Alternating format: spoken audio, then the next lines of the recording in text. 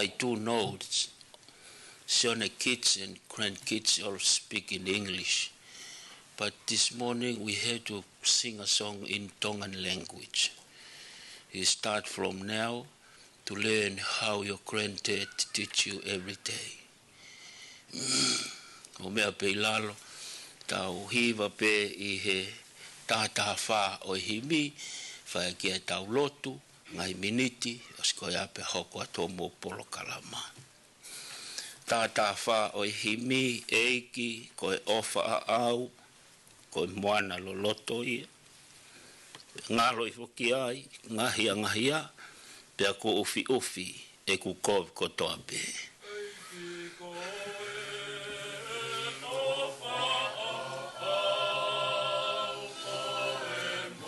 Ana o pe angalo e foke ai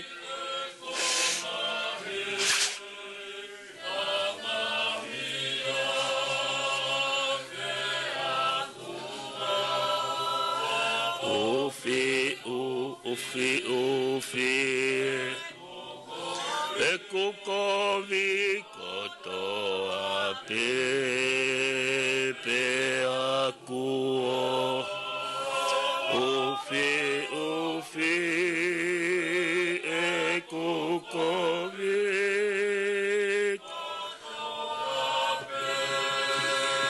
koe tata o sisu koe mau fufuluanga o kukalanga e kina koe maanga ia pe ata ina ki mamani kotoa pe.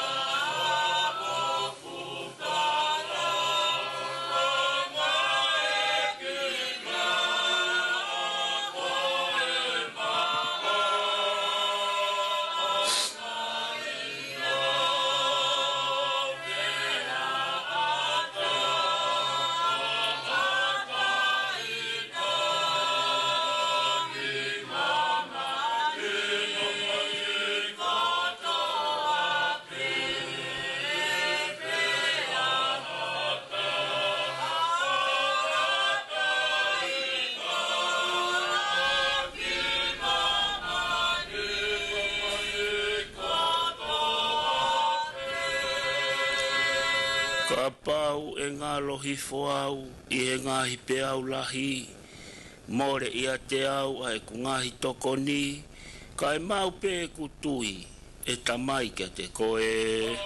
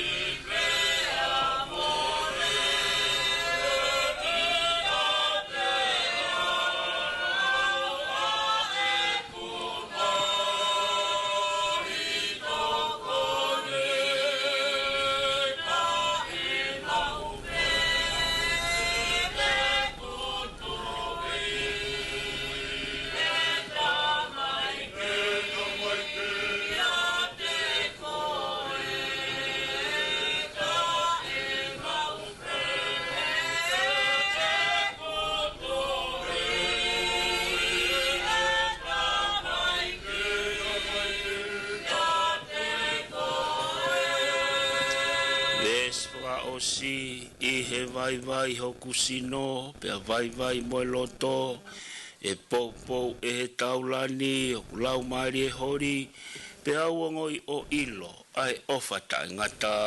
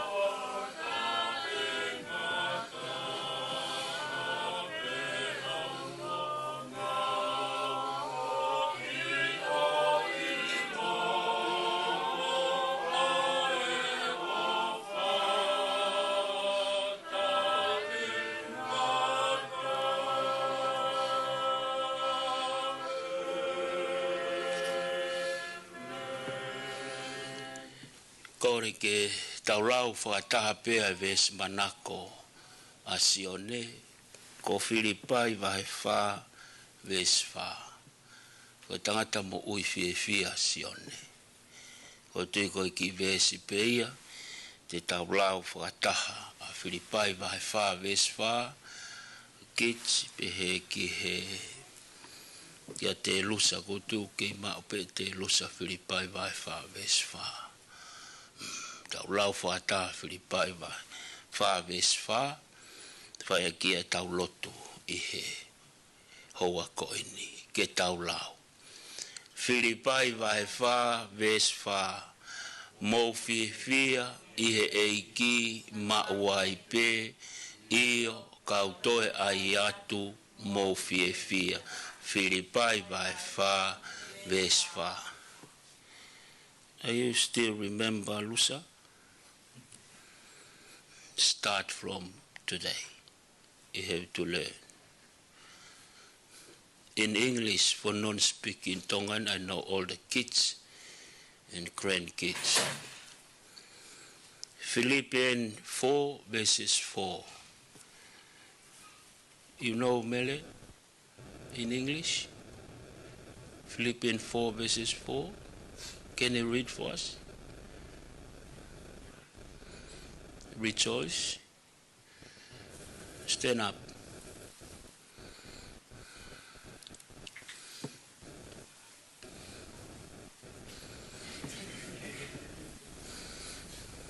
In English, rejoice in the Lord. Okay, Mary, read it louder. Stand up.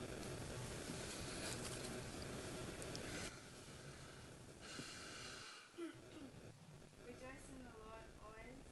I'll say it again, rejoice. Amen. Kaves manako peni a Sione. Kai te aha ne mea ne whai ne ngā we e fia. Ka koutu o si mauloto pe lomo e fwoi vesi koini. Not in Tonga, but in English. Whamore mora tō whahu, pehe ke wai whiwheka, urumotua, pehe ki he whamiri, whai pēa i tau lotu, tau whawhetai ke o tua, i he whakoloa, whai eiki mao tau whamiri. Te ke wāmama o e uia tua se kona, te ke tau taha, toi Moimoi at pēa Sione ai. Ko ngō tangata whiofo o whani, e anga e na tupu. Au pēa e whatapuat mo e fia, te whaifkau Sione sinamoni, whamiri, whahi awā, pe ki whaifkau sea, o e tokai kolo, whai whiwheka, pe ki he tawhaki koeni o e tamai. Ku tau fia whanau he pongpongin, tau iheni, e whai pe tau lotu. Tau whakamalo ki he eiki, he ne ui atu, ho mo dad, pe ko ho mo granddad, uncle, nei abe atuia ki he api e tamai. Pau tau, fia lahi au pito. Pe ai he pongpong ko e ni, ki minute ko e ni, whanau mau inga pe ke challenge au pito. E fia foki he pongpongini. Koe ke ngata pea talafiana, te lusa, langi, chochua, pāmela pa mo toenga whanau. O ki hen foki ai another son o Sione. His name William. William, can you raise your hand, please? Thank you. This man, John, found on the street, nowhere to go. And he brought him to his home. It's one of his sons. Thank you, William, the wife, for your coming. You never forget him. You see where you are now. Koe mo ia a Sione.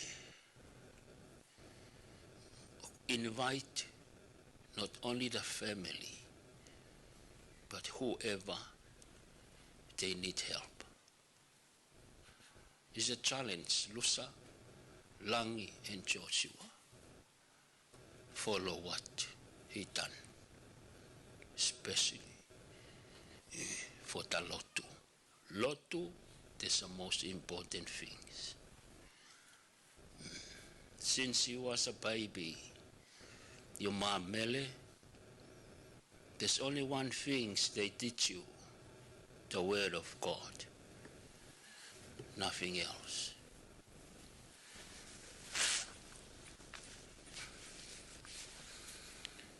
They are not here now, Lusa, mom or dad. So, that's your turn. You have to stand up and lead the family. Not to make the family rich, or good knowledge, or talent. It's very good. All things are grace from God. But one thing is more important things, Jesus. Jesus in the family is a happy home.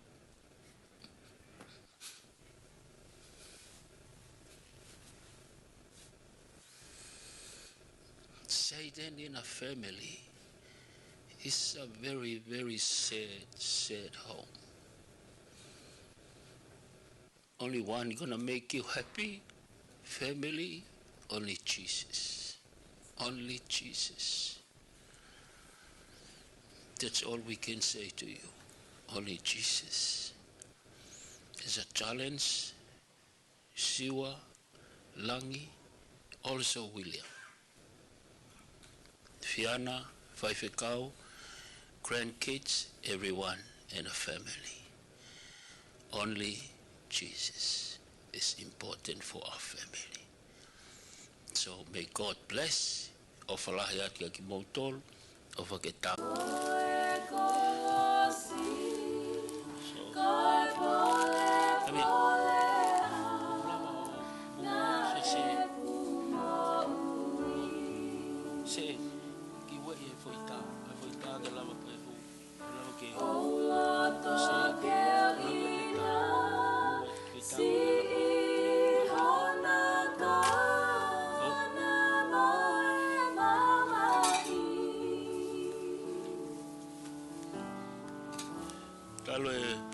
Tale kore Sione kalusa ke na ke Latu for about 20 years ago. So more, that's the first time. That's the first time Lusa here. Sione, Lusa is here now. Pafeta ilahi ke iki.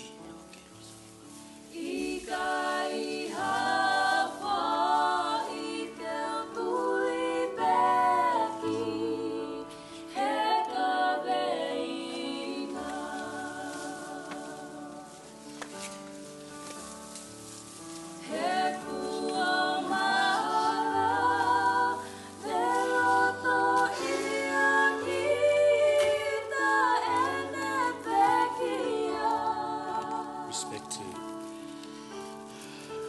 the family, the elders, today to share this lovely day. I don't know what my dad will be thinking right now, me standing here. My dad was simple.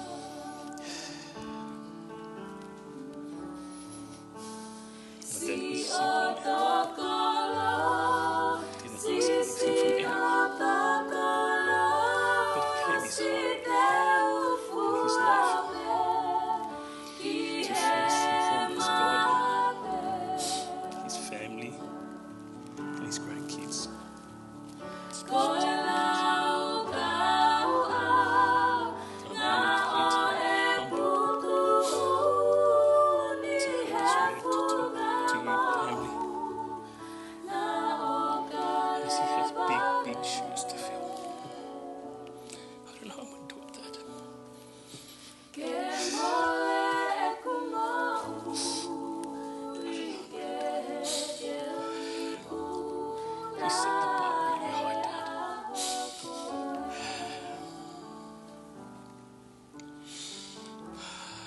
was very, very, very grateful the last 5 years to spend with him.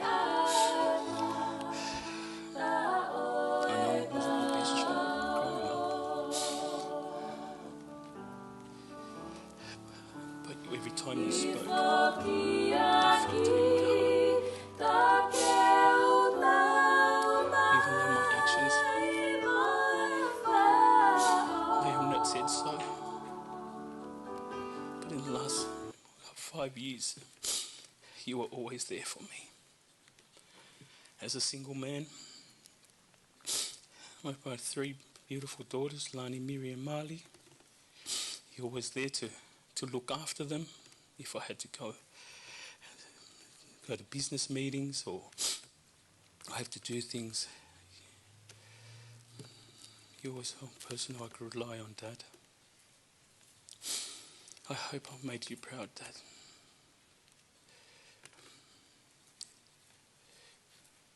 You've always done it the way you wanted to do it. You've always done it the way you wanted to do it. And you didn't want to hassle anyone. It's your grandson, my son, Christian. I know you're very proud of him. I'm thankful that to God that I have a son to make you proud. As he goes onto the footy field and plays, you would sit there and make sure I had a chair there for you so you can watch your grandson play. It's not much things that will make you say no to going to church. It was either your school, your beloved Paula, and your grandchildren. They're the only 2 things that would, not even me sometimes. But I didn't care because I knew you put God first. You always said that. Mum's always said that. I hope that I will continue on your legacy that you have left. You always made us proud, Dad. You made us proud. I don't know what to do. I hope you stay with me, Dad. I know that in order, like you said, to put God first. And in order to put God first, we have to trust His plan. I love you, Dad. Farewell. May God be with you.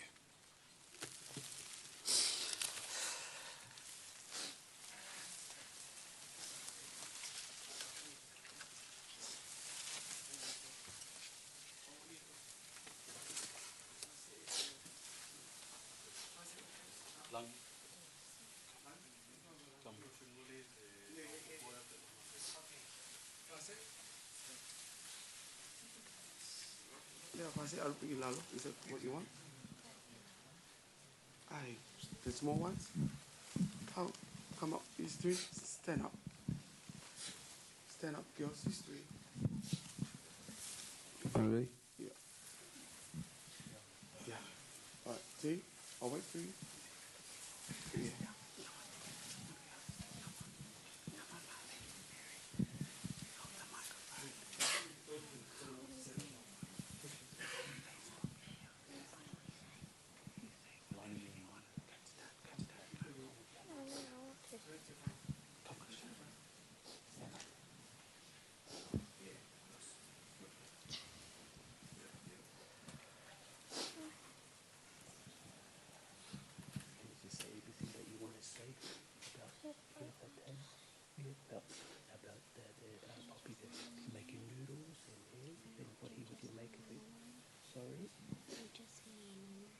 Yes, your memories. Just say your memories. It's okay. You know, yeah, do your thing for Poppy, okay? Up here, I'm staying. Just stay there. Look at it. Be for Poppy. Okay? Good girl. Yes. Just stand there. Say what Poppy used to do. What did Poppy used to do for you? Okay? What did Poppy used to do? Say my name is. Hello. Say hello. My name is Mali Sepi Mapapalangi.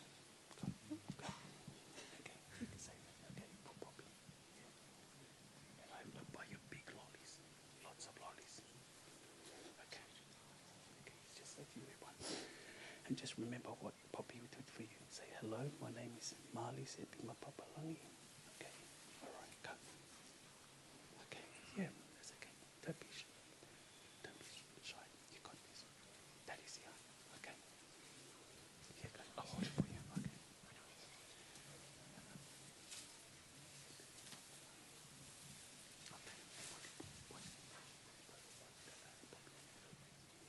Okay. Yeah, be quick. That's one or two. Okay. Okay. Go.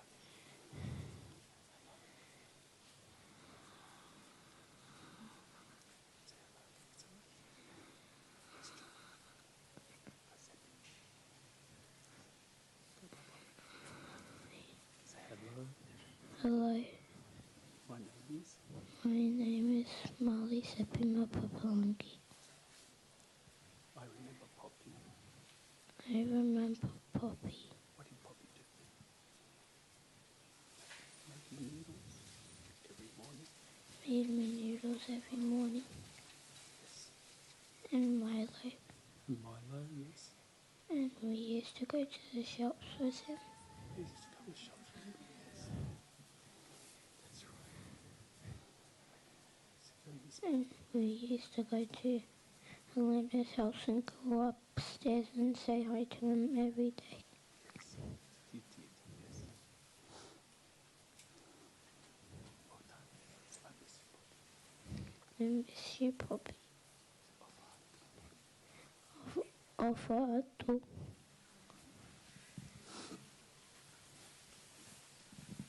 Say your name. Hi, my name is. Say my, what's my name?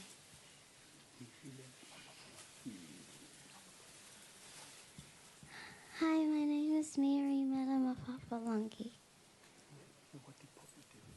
What do you remember about Poppy? I remember Poppy used to come pick us up from school with my dad. Yeah. How did it make you feel? It made me feel happy to see him after school. Yes.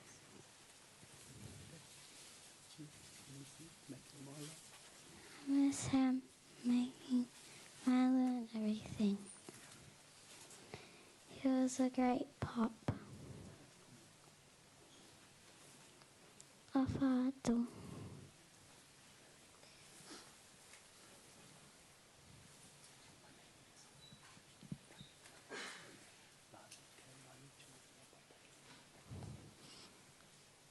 Hi, my name is Kailani Jules Mapapalangi.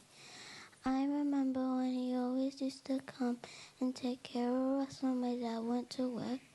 I loved it because we always got to spend time with him at my dad's house, so we could always see each other and always hug and get a kiss from him. I miss him so much. Afado.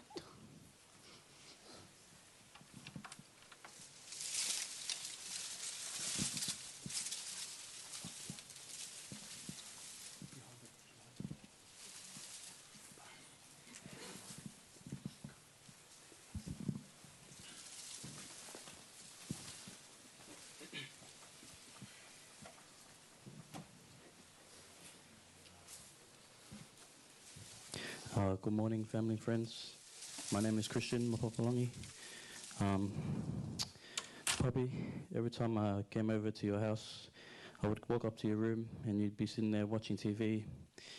And when you saw me, you always got up straight away, no matter with what, with a smile on your face. We would always have a quick conversation, asking you if I wanted noodles or needed money, and you always finished telling me to put God first always in everything I do. I'm glad I got to see you on my 90th birthday, Pops, in Newcastle. Moving up to Newcastle for footy was tough, but I always remember what you told me, to put my faith in God and He will handle it. You would always ask me when I was playing my next footy game, and you would tell Dad if you would be able to take him. He would always be sitting either with my dad or in your little spot in the stadium. After every game, you would ask me if I was sore or injured. You always showed that you cared. You always showed your love. I was always grateful every time you came, and I tried to play my best. You will always be there watching, but from the best seats you can have from above, and will continue to guide me and give me strength. I am where I am today because of you, Pop. I always respected you and how you've shown us how to work hard. I know you will be with us every single step of the way, Pops. Au revoir, Poppy.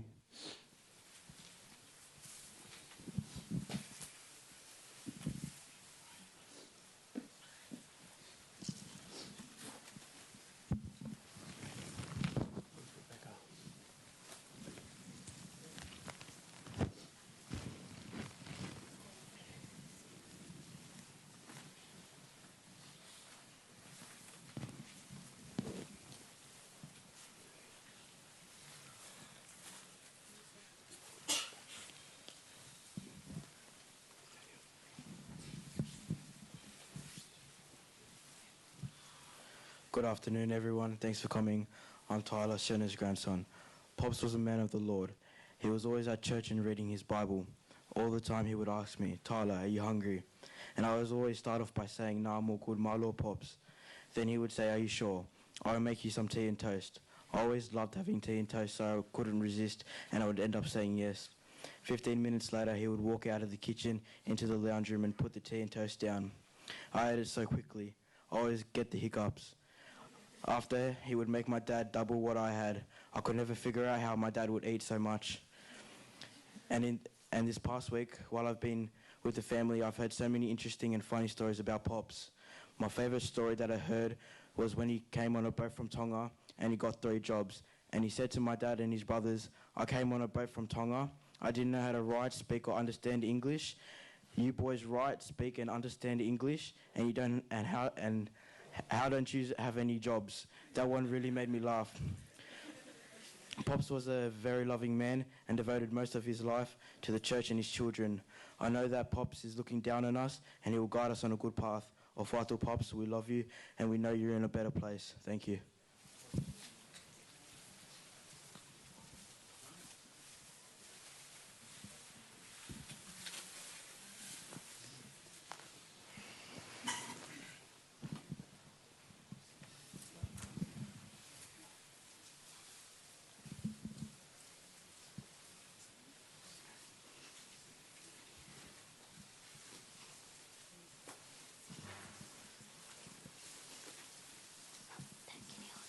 I can hold it. Did you hold it, Dobby? Okay, you ready? Yeah. There you go. Come in the front. You ready? Malolele Kuolina Priscilla Faith Mapapalangi. My favorite memory with Grandpa is going to the restaurants together, spending time together in special events, and staying beside him and sleeping next to him.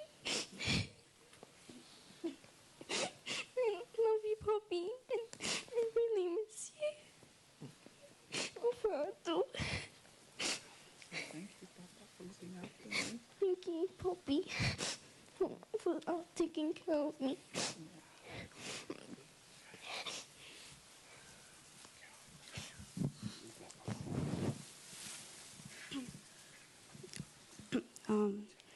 Hello, my name is Mapapalangi. I'm Poppy's eldest granddaughter and the eldest daughter of Sione and Paula.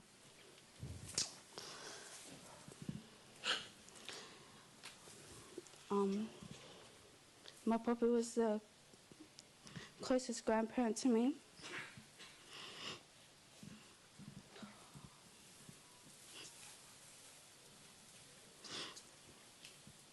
My Poppy was the closest grandparent to me, as he always was beside me growing up and still is now.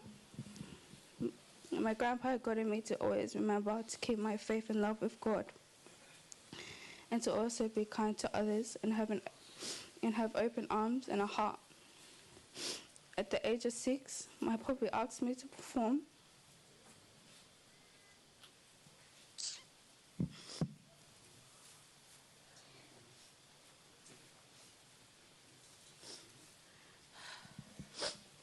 At the age of 6, my papi asked me to perform a dance for the church.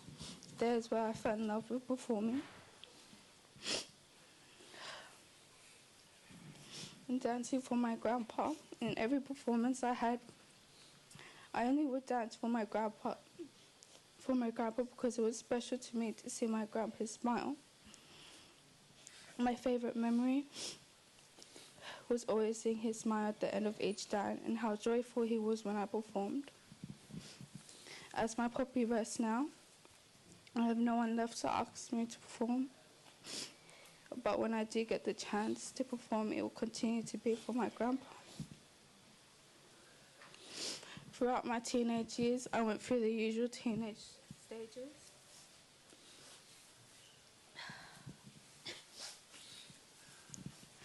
But when I had been in my room constantly, he'd always walk in.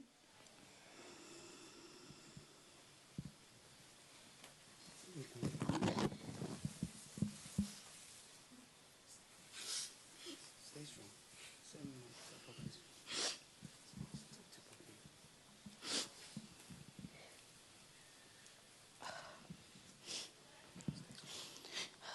He'd always walk in and ask me how I was and if I needed anything.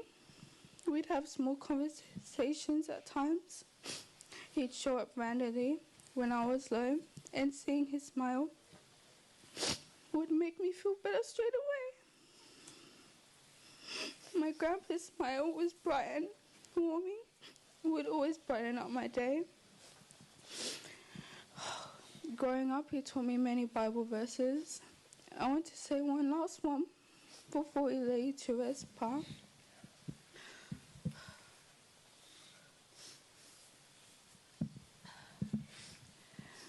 Filipai vahewa vesifa fia maupe humoloto ko uhi ko eki ka to toe e atu fia maupe humoloto. To my papi, I hope I did enough for you when you were here. And while you watch over me as I grow, I hope I make you proud. That I will always remember you telling me to do good in school and become smart and have a job in the office. I promise you, papi, I'll make that happen. And that I'll make you proud to be my grandfather. To work as hard as you did, for you were a strong, hard-working man, and accomplish all my goals to make the most of each day and to only rest when it's done. Thank you for being a strong example to me, papi, and a role model. I miss your smile and presence every day. I love you, papi, so much, and I miss you. I know you're in a better place, finally at rest, watching over us. May you rest in love, papi. I love you always, and I know you'll miss your favorite grandchild. Knowing you're not going to be around is going to be hard to take in, but I know you'll always be beside me. And through my love for God, I pray he draws me closer to you. This one is for you. Love you always, my #1 supporter. Thank you. Go to mom. Go to mom. Go to mom that way. Boys. Noah. Dave.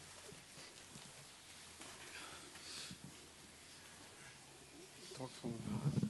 I'll let you take your patience. Take your time. Hello. I read something from my grandpa.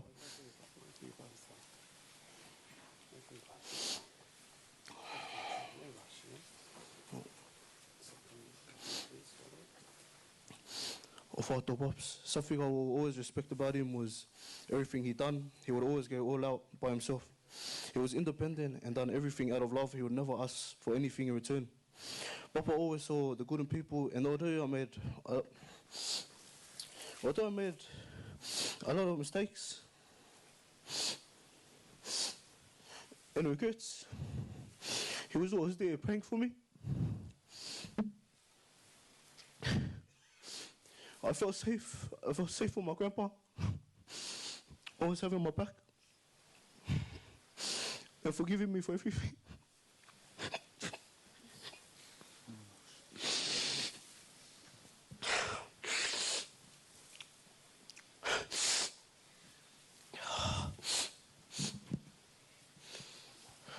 one of my favourite memories with him was just driving around. No matter how close we were to crashing into something or crashing into a car, he always told me, it's okay, it's okay. It got to the point where we're driving on the other side of the road. And he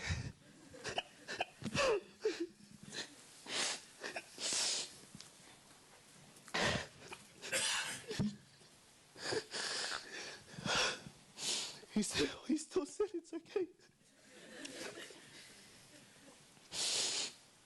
It will take me a long time to accept that my girl is gone. But looking at it, he's still telling me it's okay. And that's how I'll be alright.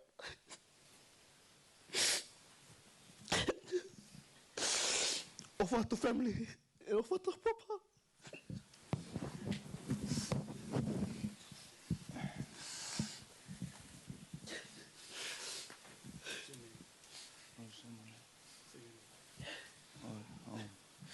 My name's Mapapalangi.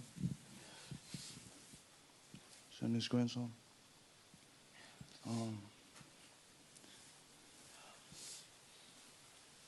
It's hard to see my company there.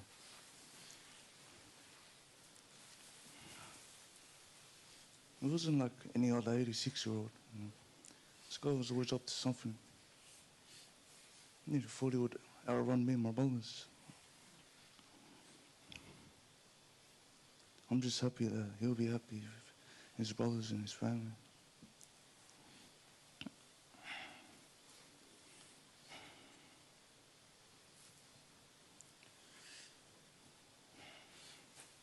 When I was younger,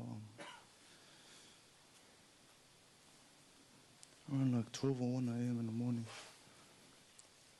he would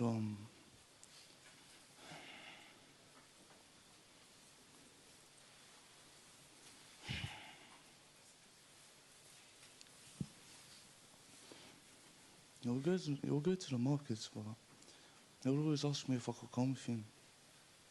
Most of the times I just want to kick it at home, but everyone already knows the way he drives.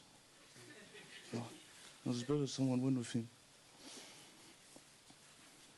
Since I don't fully understand Tongan, I didn't really know where we were going.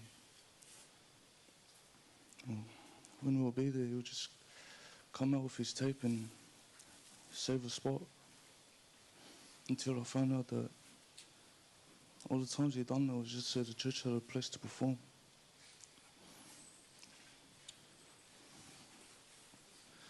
The more I hung out with Pops, the more I understood that he was a family and God-fearing man. And how much he loved his church.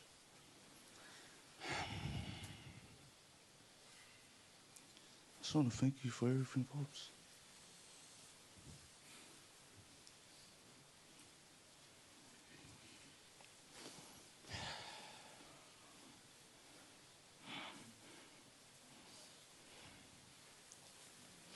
I just want to thank you for all those early morning prayers and late nights to make sure me and my family were safe. And that me and all the boys would come back home safe. Every time there was a new face that came to the family, this guy would act like he knew him for ages.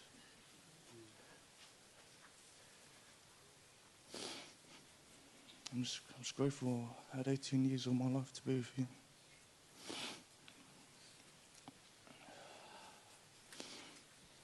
Every day and night, you're always up to something. So it's more of a see you soon than a goodbye. I love you always, Pops. Thanks for everything.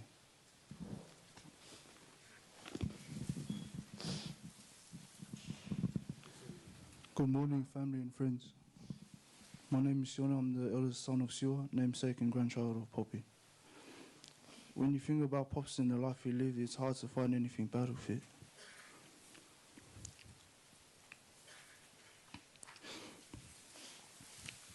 Pops had a big heart. He was loved by many in his shows. Didn't matter who you were or where you came from, he had respect for everyone. Pop fought right to the end. Not once throughout my time with him did I ever have to help him to the toilet, put his clothes on. He did everything himself. Pops was an independent man and a true servant of God. With him, there was always time to praise God. Just remembering when I'd have schoolmates or teammates, he'd gather us all telling me to bring everyone in to pray. Every day he'd tell me, no matter what I do, to always put God first. Even during family trips, he'd be telling us to hurry up and leave to make it to church. But even though how dedicated he was to our Heavenly Father, he always made time for all my special moments, and I'm grateful for it. Seeing you smile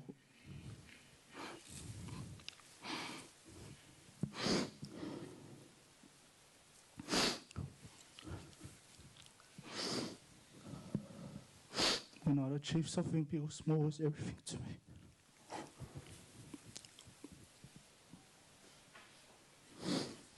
With Pops, no matter what you're doing, you feel life feels happy for you. It's kind of hurt not hearing your little advice that was taught to many of us. Now hearing you offer to make us something, or your corned beef and rice dish, which was way better than it sounds. I knew that I could always depend on you if I needed anything, you were there. You truly inspired me every day. Just seeing you always up to something, avoiding your bed because you kept yourself busy despite your age. There was no retirement for Pop. He was active every day. On the day we sent you to the hospital,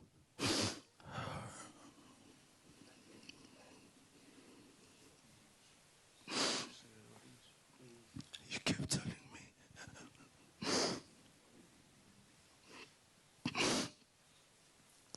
how much you love me. But I didn't think it would be the last time I see you again.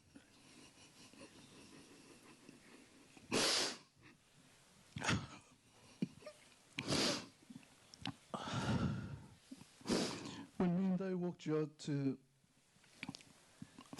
go to the hospital, you turned back and I was wondering what does he need. He turns to his stash of perfumes and cologne and sprayed many times before we continued. Pops always had to look sharp and smell good, which reminds me of myself sometimes. I hope as I live on I can be more like you, Pop. The way you held yourself as a man would inspire anyone. It hurts knowing I won't have any more moments with you, not being able to come to your room and bond with you again. It's heavy on me, but I know you won't want me to carry this pain, so I'll be strong for you. I'm at peace knowing you are happy where you are and that you did everything. I will forever cherish our memories together and continue to carry our name. Forever in our hearts, Bobby. Till next time.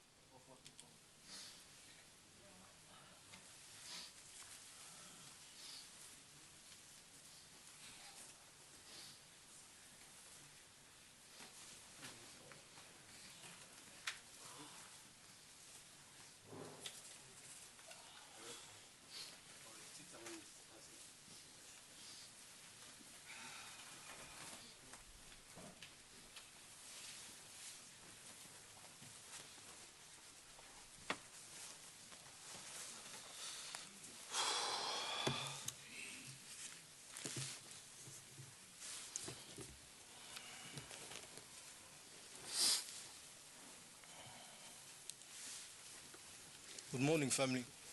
God bless my brothers and sisters. They've got so much courage right now. For me, my courage is lying there. It's tough. But God is good, He's always good to us. Ko ke ho fanga to hengai tala whakatap na Failotu Moimoi ni. Ka atam Ouau ko whai hat tala ofa ke ko Pop. He lea Mapapalangi ka tau ki remix atu pe. Greetings and salutations. Good morning, distinguished family and friends. For those who don't know me, my name is Fase Vahai, the oldest of the grandchildren. I am the product of Talafiana Vahai, the only daughter of Pop and the eldest of his children. As a youngin growing up, Pop made sure that we grandkids were taught the core values that were instilled in him by our forefathers and those that came before us. These consisted of honouring God, family and country. And this is very much evident in our family and women, as the women hold esteemed titles, rights, privileges and ranks. For example, at home, mum is the boss and dad just says yes to everything, as if he were in the army. As we all know, Pop was an amazing and God-fearing man.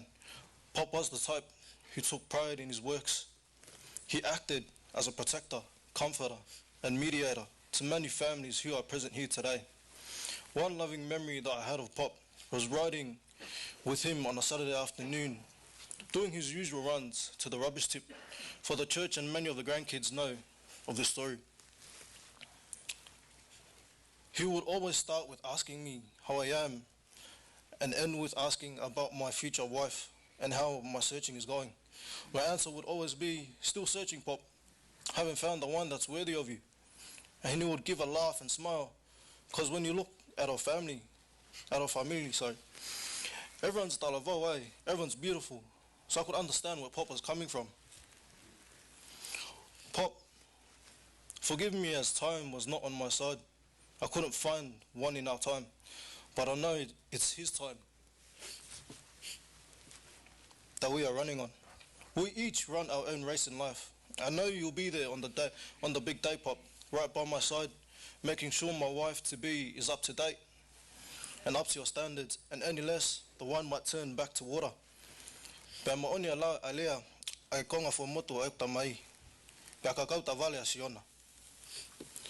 Now, as we are gathered here today, we are all witnesses of Pop. For he has finished his race and is truly, honourably and undoubtedly be given his crown. We love you, Pop. We will never forget what you have done for us. For those that are gathered here and for those who are gathered here are witnesses of your heart and character. Long live our Pop. God bless you all. Thank you.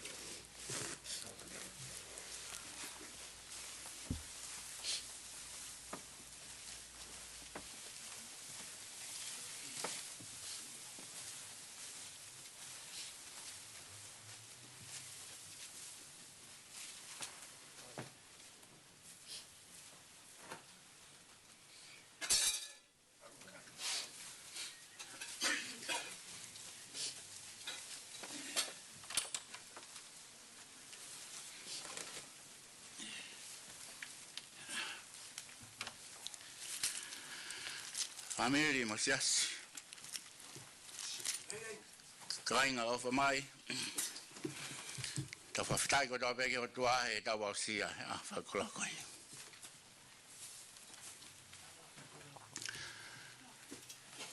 Ko gore hu fanga he ta fa tapu o sana faki. Kada mo ke fa bi ha kita no meri. Nat meri ke he fa tanga ta koi. Ko kinga ko Sione mori sinamoni. Ko fegawa ke pe moe. Tamai oi ko ni. Lahi e kui fae ka fae Sione ko va. Ko do be mo fatangai ha me fo he a Sione.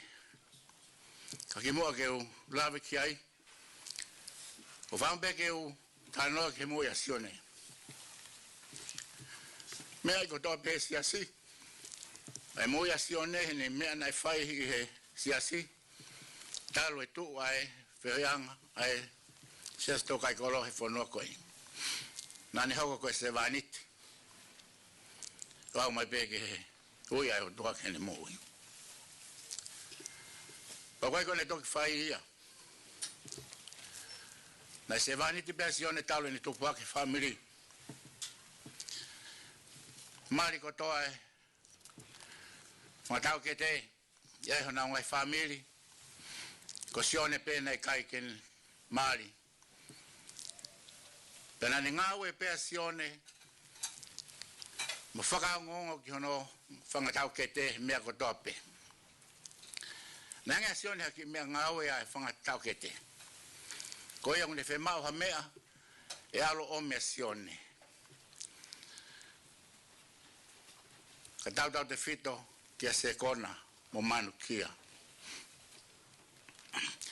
Ia ngawe ha tahe whai e uia Sione. Ta kupau ki ala Sione whai ngawe ko ia. Pekai koe pe na ngowe pe Sione e te ia pe. Ko hea pe ngowe na toa Sione na whai te liha e family. Ko se vaniti mone Sione e family tonga. Na keke toa Sione ha ngowe pe ai koe ne ngowe. Na toa Sione ngowe ko toa pe. Maala, manioke, talo, ngowe mereni, pinati. Ko mea pe ai family. Na mau whai te liha pe ki ai. Ko hina ka kia no hoa. Pe au mai pe ki Australiani.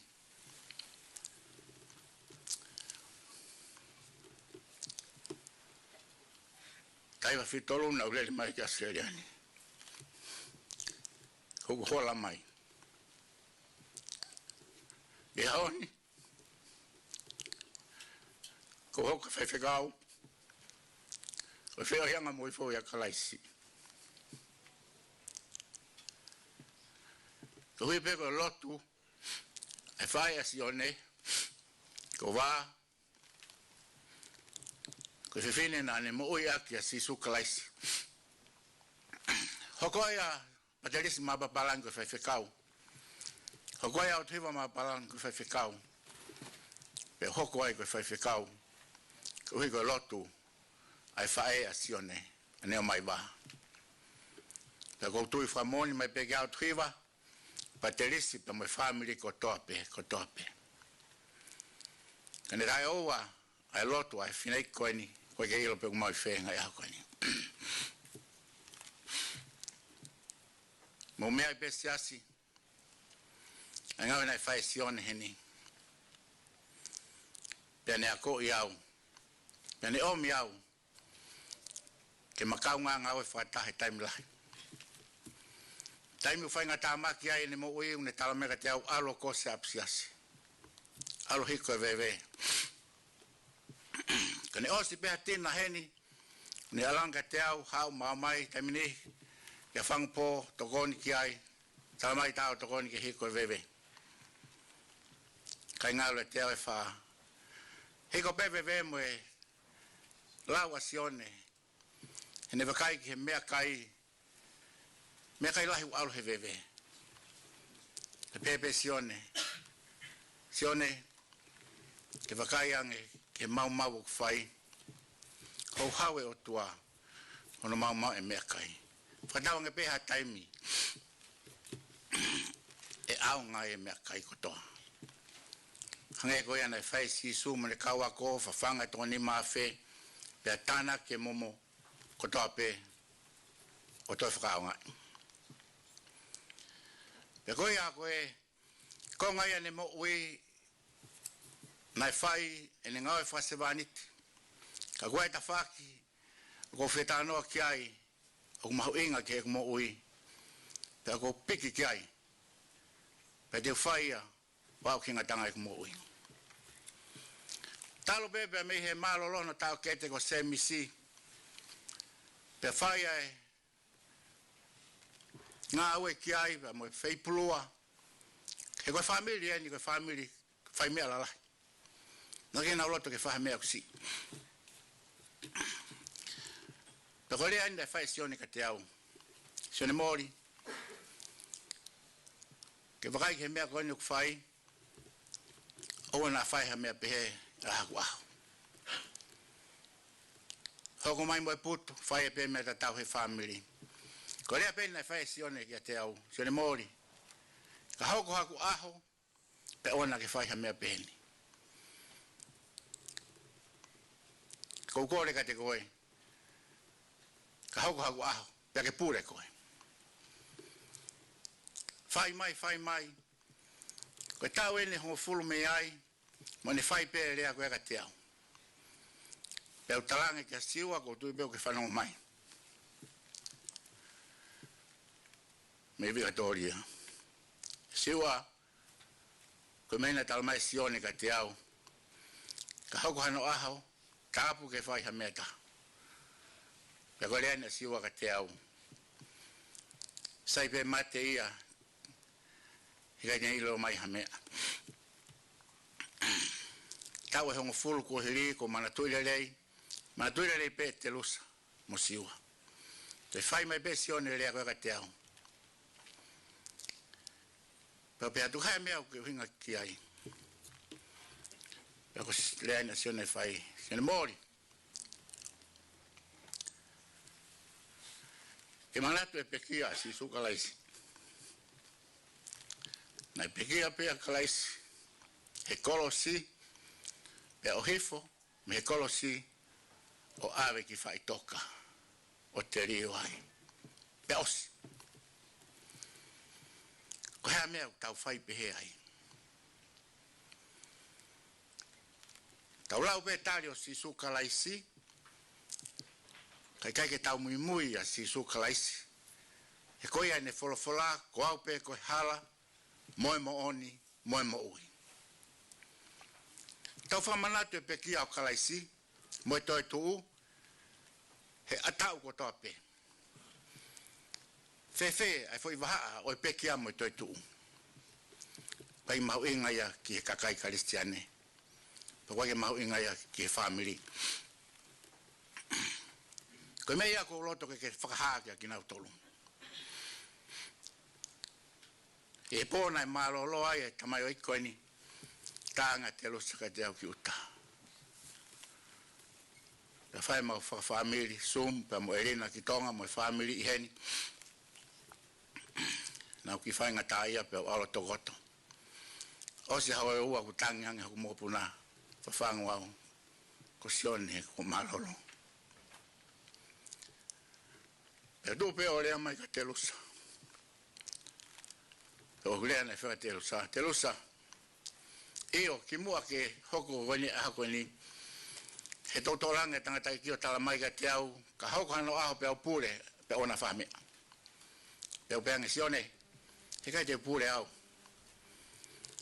Ko hai whiwe kaena, ko siwa, mo family, he kai kena rot nau tau ki whai te riha. Pe au peange Sione, alu, o ui mai, ko whanau, pe mo mai ki apini, tau tala noai. Aho peta hako tuange, a Sione mo te lusa, mo siwa, mau tala noa, pene rea mai ka mau tolu, toka tolu. Pene rea anke honda fuhalahi, mo siwa, ka hako aho, mo whakaungongo ka Sione mori. Peu io pe ng tama, peu io moau, ka kou sio loto mai pe, e ai aho, e whaia e whepaki mo family. Pe hoko mai e tau mahaki, tau whanonga mai ai, o mai ke ngai wek kohiri, honge koe ak mo mea i, ui e tangatai ki Palestini whakataha mo Sione. Pe ave e tokanga e siasi mo family, ke tangatai ki Palestini he wek kohiri, Ouau ki hono whai hono aho, i tōna ko osi. Na kai peke whai ha mea ia, ha Failotu ia, i ke whamiri ia Sione. Ko gulea pēr ne whai ka telu sa, manatu e mea na tala he Sione, oa na whaha mea. Ka talanga telu sa, iyo, te tala peke whamiri. Talangi alo tala ke autuhiwa, tala ke patelisi, ko yung whai whikau ia, i whamiri. Ai mea ke whai. Whamiri, padelisi, ka o maa, o tuhiwa, Mapapalangi, ka ongo whai whikau, o maa ki mautolu ko tau pēr, ka o whai whikau e, sias toka i kolo, me ka o whai whikau, me ngai sias keke. Ka o ki whamanatu atu. Maa lo pēr, hono Malanga e tari o si sukalaisi. Kai whai mo mea, nai tutuni, mo i sipinga nai tai si sukalaisi. Kai ngata pēne pekia, mo ne toitu, kana i hiri pēne pekia, pe ave ki whai toka, o te rio ai. Na kai whainga tā ke o tua, ke whai ha kātoanga hono alo, ha pulua, pe koha whainga mea. Ke hui hono alo ikai. Ulua ki pe, nā le whakafou mai hono alo he aianga kai o manu, famili, whamooni ai. Ai wholofola, i apostolo ko Paula, na ikai tene lau ni tatau moe o tua, ko mea ke piki ai. Ke fua ianga kai o manu na ni hoko mai ai, ko tau whakamo ui. Ko tui kwa ki honga i ai tōlahi. Tala noa peki ai, ka kai ki honga i ai. Ke tau mau haloto mau lalo. Hange koe aho na i peki ai. Mea na tala mai e Sione ki te au. Sione, manatu i a sisu.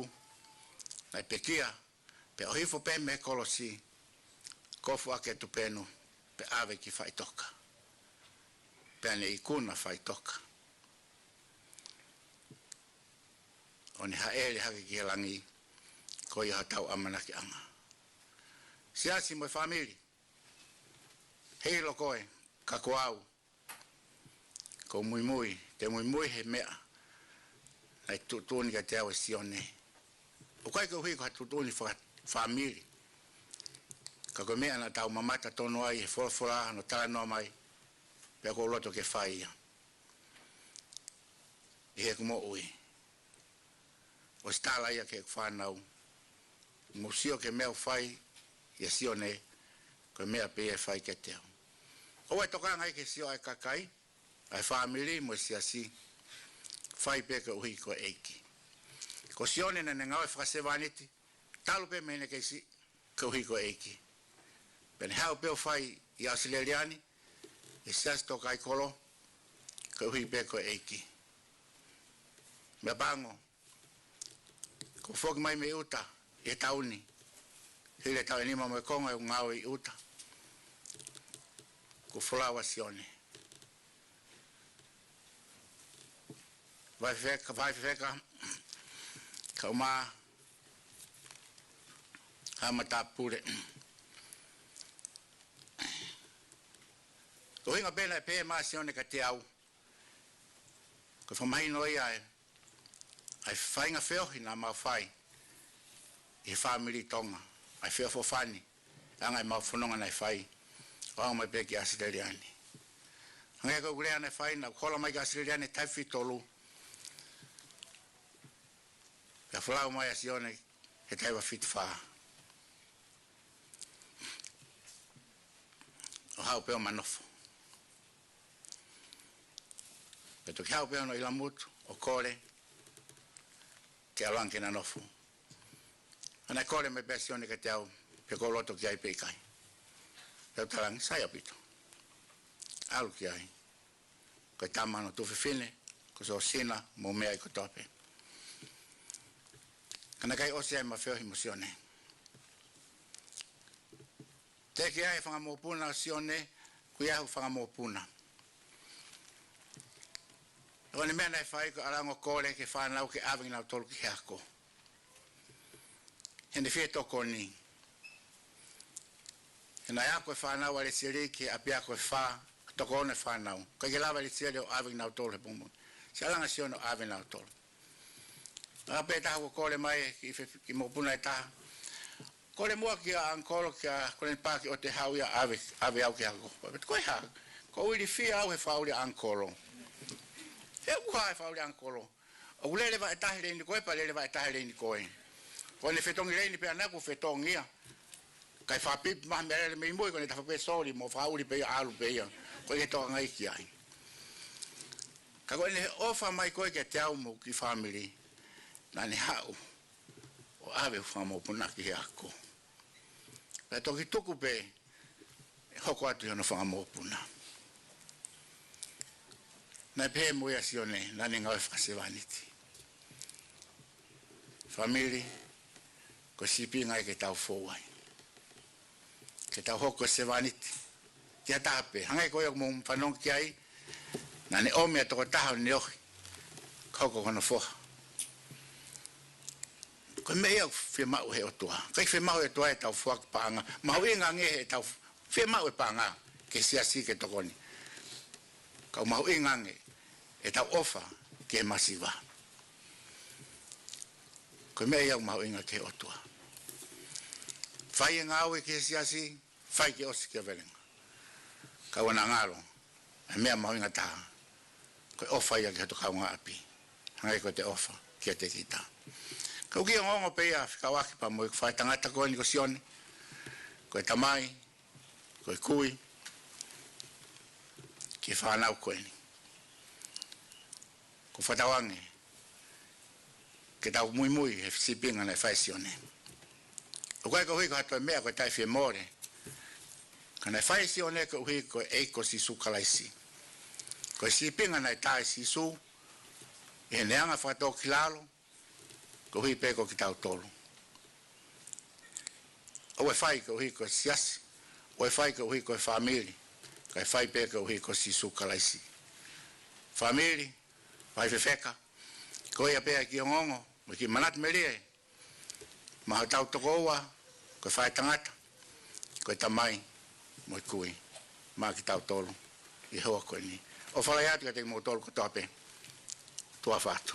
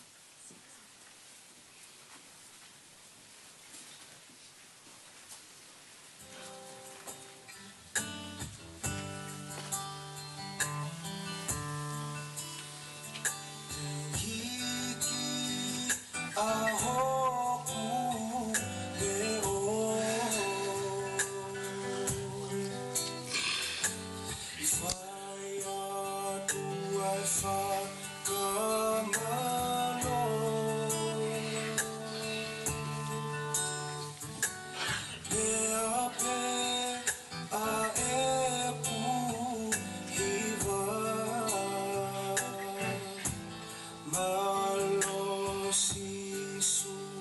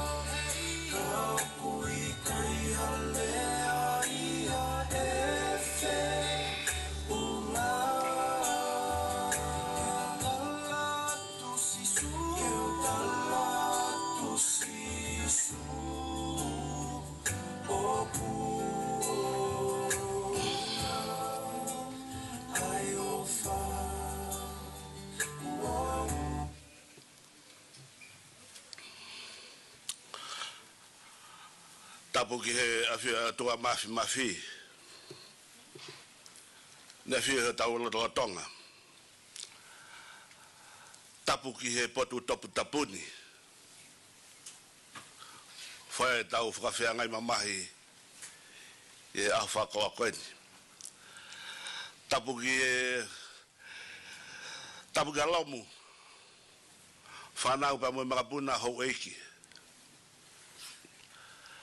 Tapu ki a katoa Fetu'upongipongi. Hamatapure. Tapu ki e whaiwhikau sea. Mo hawhakalunga o tonga. Tapu ki he whahu. Tapu ki he pekia. Sione wate soni Mapapalangi. Uhingai e tau I heni he ahoni. Tapu atu ke whanau paea. Ka maangahi makapuna. Tapu atu ke ongo whamiri. Ata ke te au ki ukau I he manatu meri e ki he pekia he aha koeni. Te ki whaik whakahoa a ko lawe I pe Ngo osi mea I pe e moutole matua u whahoha a. Ka tuku pe mua ke u whakahoko atu e uhinga o ko whakahoha a tuai heni.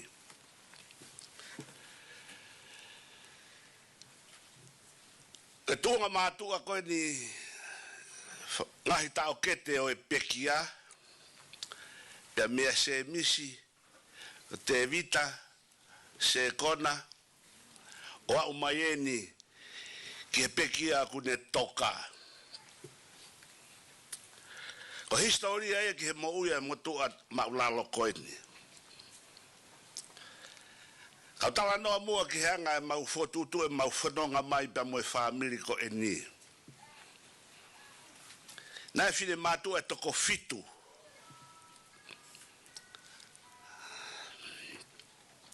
Nai lahi tahai ai whae asiwa tanga tamaia a Sione koe ni oku toka.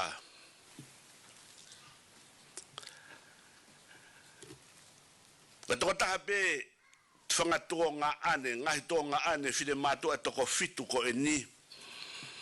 Ko tangata ko wate soni. Anu asi koe ni he papa Sione wate soni. Tau hingoa ia ki he siana ko e ni. Nai o whine o wate soni ko kārisi.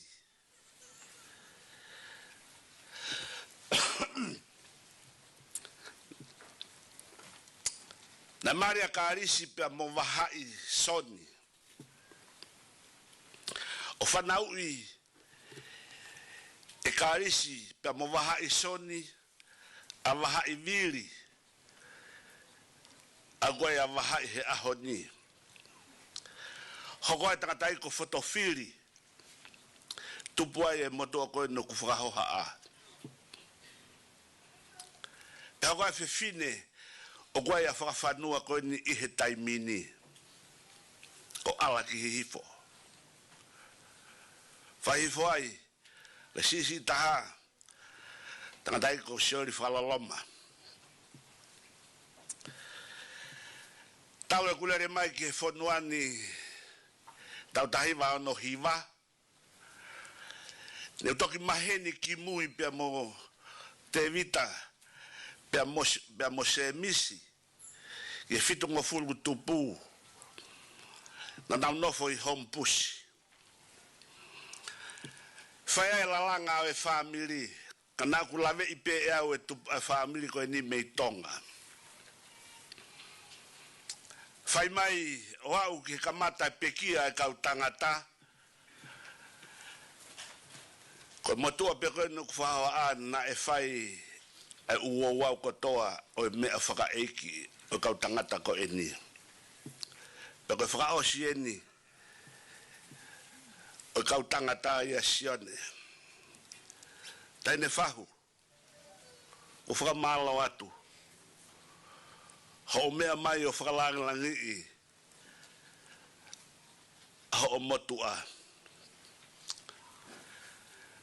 Ko family ko ni ke puria ki hata I Australiani.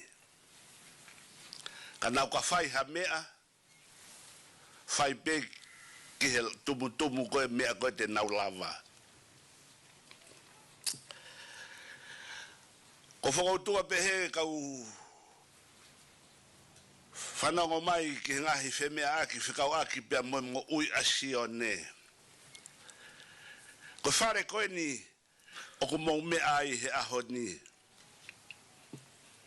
Ka pau na mau mea he aho na kamata ai aho na holoke ki whare na e tuuheni. Pia holoki mai me ngahi whare me he pia holoki me ngahi whare me turiki koe ke turiki koe. Ko kau tangata e keni na nauhanga holoki e whare ko ia pa ka mata hano keri e whare ko ini. Na kukau e hono tā whakawai hano keri whakawai o e Failotu ko ini. Ko paresteni ko ini ko pekia anesia sikolo. Ko hui tua ia o ngāue o apiko eni. Kawai e tangatai ko no kutoka. Na maungaue ko natula ko maungaue na fai ko tangatai ki palang ko na nelanga e fareni. Na mari pa mo fini moto a ko hok to fe fine. O hinga ya na ku mai o kau he kau ngaue. Pia ko au pepe mo palangi na amavahe he aho ko ia. Toi ko toi kau ngaue. Ka tahaya vahe. Ko osi ko e tuku a ngaue he fiafi. Mau matuku na ki fare mui he ki pare pe na fotua e ume ai. Ko mau matuku ko ia matuku he me ai fiafi. Hau bea Sione. Pa mau popo holo be ko e be mono ki mohenga he tafa aki. Ko talano ko to be o matalano mo Sione o fikau aki pa mo family. Matalano pe mo Sione hange ko umia ko ni ko mo umia ki ai ko hono loto ia ka ia ha o pehe. Fabuibu e matalano pe mo Sione he pekia ko na se kona. Tamai e Sione ka te vai fefeka. Ka ia ku aho. Hau peko a vea o fai mori pe fai harea pe osi. O te fai ha me aia. Mutang Sione. Foi na ta ko aho ko ho pekia. Ko me pe ko ha ore ai ko kure pe imalae. Ko konga ko ke he Ouau ko te kawai au. Sione ko o fala ya tu ke te koe. O whaamu be ke uwhai e mea na ke rea mai ka te au, ka kai te ulawa ia e au. O ko whakamalo heni, ke family Mapapalangi. Ko sino ia wahai, no pere wahai, ke mea mai o whai hono whakalangi, a kau tangata toa ko eni. Kau lau tāpua kai motua maulalo masiva ko au. Ke whakakoloa he loto whare o kautoa ko eni. Pako whakamalo lahi atu ai, kia siua o tuhiva, patelisi, whanau pa moe whamiri hono kotoa.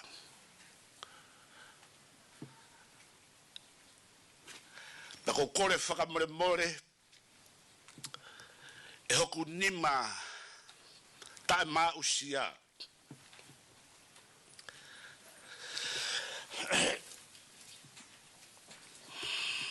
Ka wai ke fie mari e homou loto, i hato o whatongia nā ku whai. Nā kai ha me aia te uhanga o whai, ha whatongia, te whakamua mua ni mai ha me aki he whamirini. Nā ku whai pe hokulere i taha, me tau potu taha, o au ki he si taha. Ko ngā taha ngā e whai whatongia, ke whakafofonga ia no pere wahai.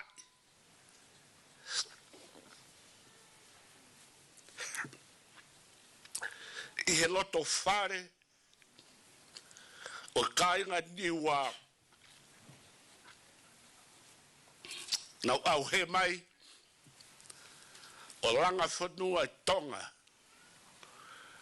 ka whai hono la langa, ke whai hono whakamanatu, ai tupuanga, o e whamiri, ke whakamahino, ko whamiri na tupu masiva, kana nau milionea ho nau loto, e nau whi ofo ofani. Ko whi ofo ofani na e whamiri, o ko kei hātuai, me moani. Ko ngā koe amatakiloa na lere aki mai he whanau. Pea lawe e motua maulalo koeni. Koe ko whakamalo lahi atu. Ki he whamirini. He tuku koloa o lawe ai. Neongo koe koloa mo tāpuaki o wahai. Ka ko whakakoloa ki au he whamirini. Ka koe loto whare pe o wahai. Pa ko whakamalo lahi atu ai. Kai hamea, siwa u hamea e hoku ni mā. Kai hawhakahoa ai e tāu mo whiunga. Tau mai a te ulawa ke upaki mai e Fetu'upongipongi. Ai kadiwa, pa mononga hi Fetu'u. Ke hanga whakateunga ake langi mo tāpua ki o whanauni. Ka koe osipe hoku kotoa, ko tāpua ki o mai me langi. Whahu ko o whawai atu ka te koe. O mea mai ke whai hono whakalangi i ai moto ani. Pako o whawai atu ka ki motolo hono ko toa pe. Ka waha tō whatongia o kai tāu pia mo whiunga. Mo whakamori ia ngeau kai tāu ha whiunga ia. Re vai whao haka o tatau atu. Malo.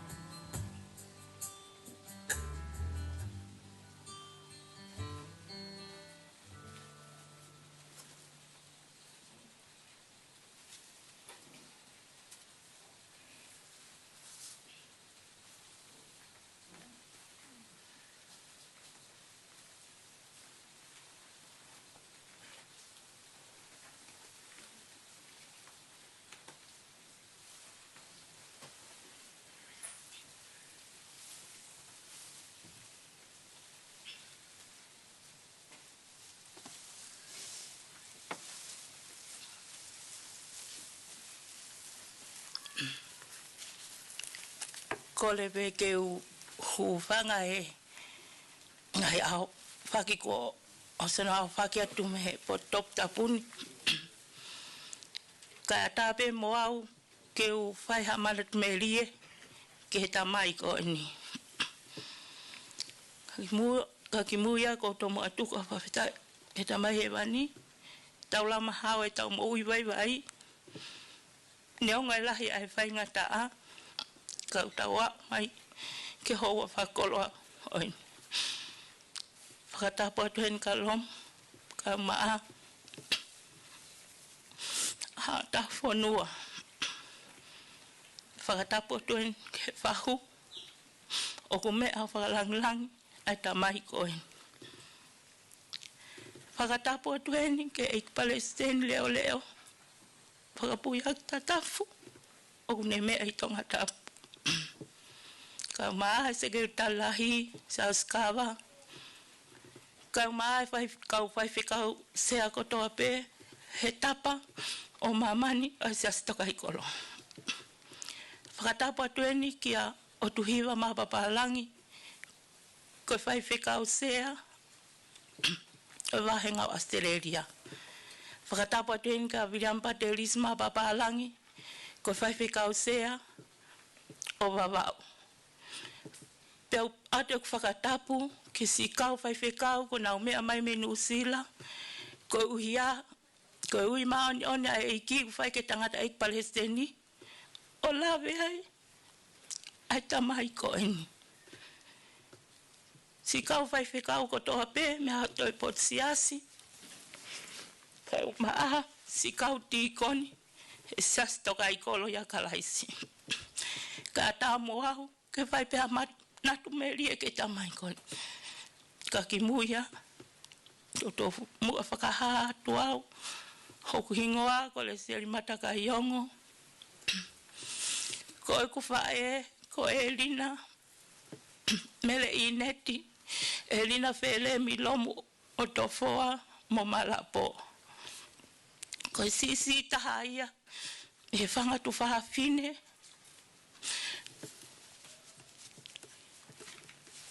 O e whanau. E toko hongo fulu maua. Pea ko ia pe. Oku ne kei mo ui. Oku ne i tonga pe. Una loto mai hono loto ki he pong koen. He whaka osi ai mo ui a Sione. Neu tāt ki ai ko ku sei Happy New Year ki ai. Sione, Happy New Year. O koe ke ongo na hono leo. Pe Sione, o koe ke ongo mai ho lea mai. Ta mai hale sieri. Ko awen ko i whale mahaki. O ko upuke lahi au pito. Ka neke ke tā hoa o siwa Pamela ke ambulance. Ko hiki ai pe e ku whanonga. Pea ta Sione, saipe, tuku peke ke malo lo lelei, kau tok fetu utaki at kakol. Lele wapa whanonga, hau ke toa pule lulu ko osi. Hike tangata eik Palestini ki mua, hau ke toa pule lulu ko osi. Ko tamai ku whanau, mam, hau ko sum, ko elina me itonga, ke tau lea mo whanau, mo whamiri, kia Sione ki whale mahaki mo mea ipe kakai he angai ako ni, koe ke lawa tau a ai ki whale mahaki, tuunga i he mahaki ko ni oku toho tau whonua. Pea maulea ko mautala noan ko ni mai fia fia. Whai mai lina he lau mo fia fia mai, whakaloto lahi mai ka Sione, pea ko mo osi ilo ipe fine eki ko ni, e kai mahui, hanongu tōna, me wholopola eiki. Whakaloto lahi mai ka mautolo. Pehe mai lewe ka mautolo. Sai pe ia, he mui wholau pe a Sione ia he tangata eik Palestini. E ku ita. Wakai o ku mauloto ku maulotu ni ke mo uia Sione, koe ke mauta e fie maa vai mo ia. Ka ke pehe mai ko e mui wholau ia he tangata eik Palestini. Taha koe nane o si ilo pe ia. Ai me ai hoko. He kaka, ai tangata iki koni. Malo kone tali pekere a whaka o si maerina. Kai hola ia. Tamai e te lusa, ko pe te lusa. Fe unga tau tala noa. ka tau malolo tau se hatu si whainga ta ia kai hori peke lea mai ka tau to ka sai peka tu pe taimi ko toi taimi pe pa ke tala mai ke tau toi sum tama de lo sai pe mahalo ko hongo fulu he poko ia te tau toi whakataha ke tau toi sio peka sione o vale pe ko fongi mai lom ko hafe ia hongo fulu ko wange tala te lusa ko hola tangata iki sione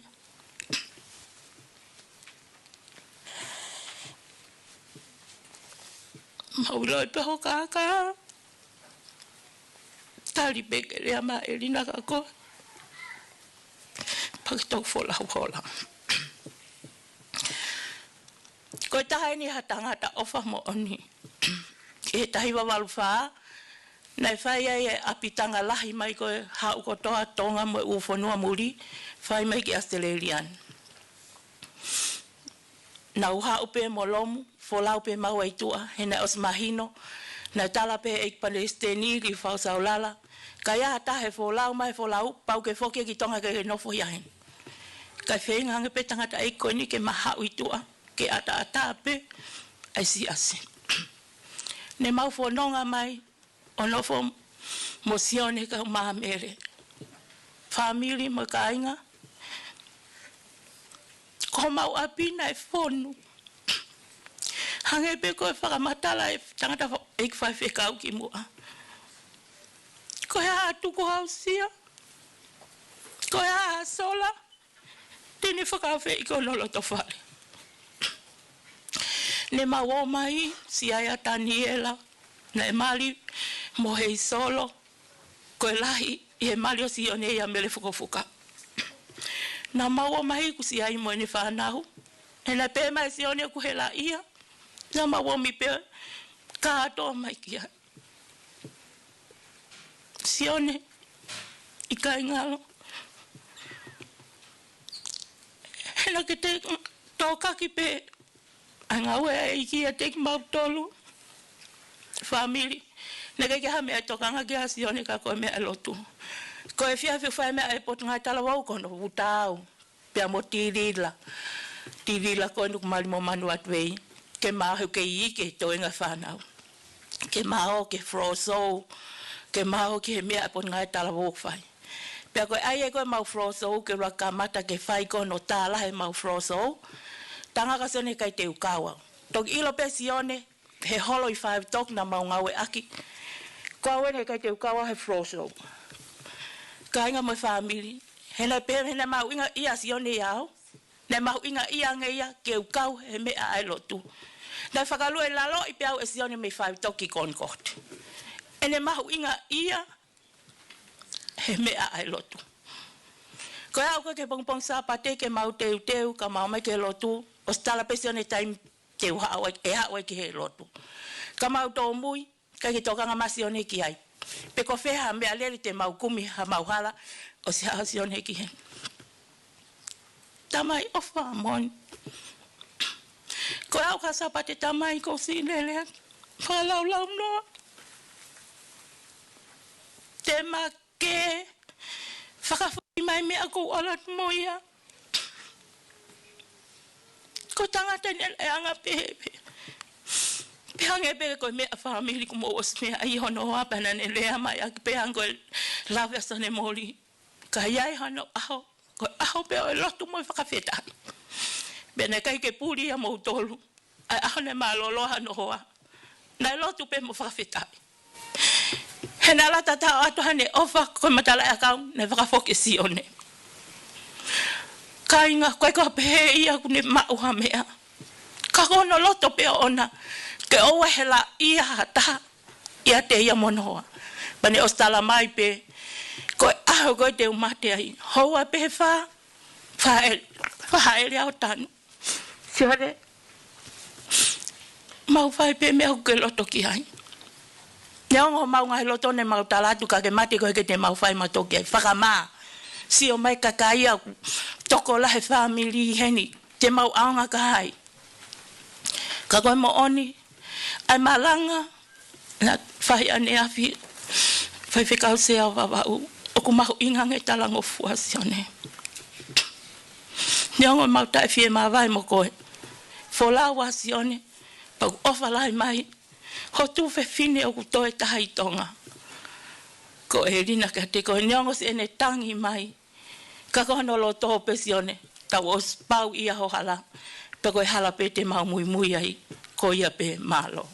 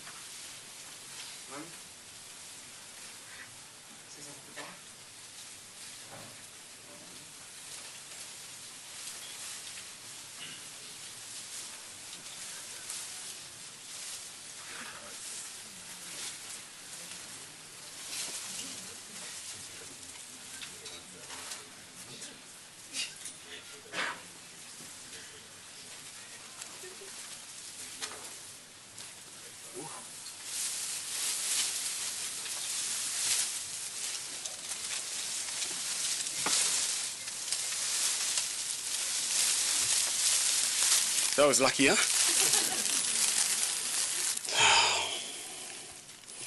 Respect to the Wahau. Respect to the Olumutua. Respect to the Whaifekaus and the Siasi and the members of the church. Thank you very much for coming to say our farewells to this lovely man. An easy man. Easy man comes an easy funeral. But he lived far from an easy life. I'm sure you guys already heard enough from Paula, the man that he was. A man that he just showed love to anyone, regardless if you're Tongan, Chinese, or African. It depends, whatever you are. As long as you give him your time, he'll always show you love. I just want to share a memory with you, something just between me and him, just to top off little bits of pieces of what Paula meant to us and what type of person he is. So we drive up to, I think, somewhere up the coast for Christian's football game. And as we go up there, we watch his game, we enjoy the game, and he, of course, is Christian, he's proud of him, and we drive back. I don't know who was in the car, I just remember it was all of us. As we drive back from the coast, we go past this, like a shore, like this beach. And then from sitting like this to, saw him sitting like that, he's facing the shore, and I said, Papa, koe ha? Papa said to me, the ship he came from Tonga was on from that beach, and he had to jump off and swim to shore. The ship he went on could have ended up in Japan for all we know. But God guided him to Australia. So Moimoi guided him to Australia and gave him one number. If you make it to Australia, ring this number. The thing you just don't get, my fellow family members, is the risk this guy will take. Not knowing that where the ship may go. He could have ended up in Afghanistan for all we know. But because his heart was into come to Australia, the ship ended up in Australia. It's hard enough to know where the ship was going, but then risking yourself jumping off the ship and making it to shore without getting bitten by a shark. Why I say this is the man that we are saying goodbye to. It's the risk he will take to better our lives. He could have stayed in Tonga where it was comfortable for him, where the family was easy.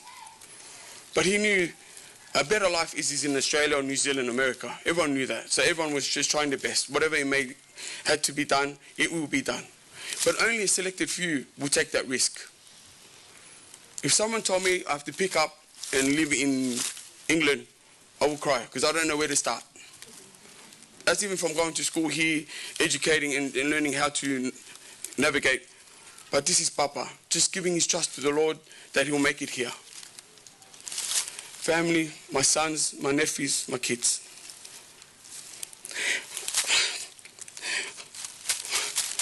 We wouldn't be here if it wasn't for this man.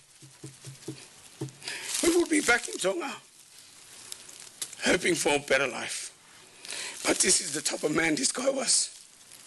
He would risk everything, anything, to better his family.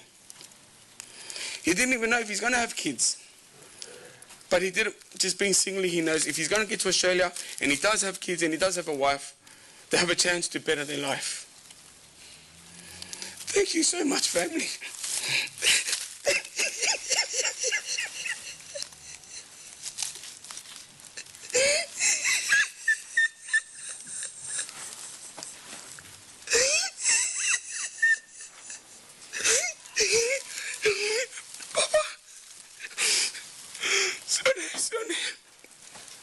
Sione Mapapalangi.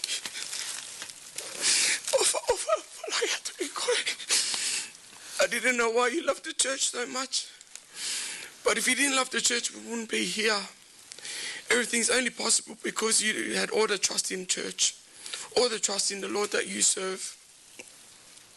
I'm sorry I never understood you, the things that you've done, the things that you've put everything aside and make sure the church was number one, first, doesn't matter. As long as there was a piece of noodles or some corned beef at home, he would think that we will survive. Papa, thank you for just doing you. Don't follow anyone else. You were just Sione.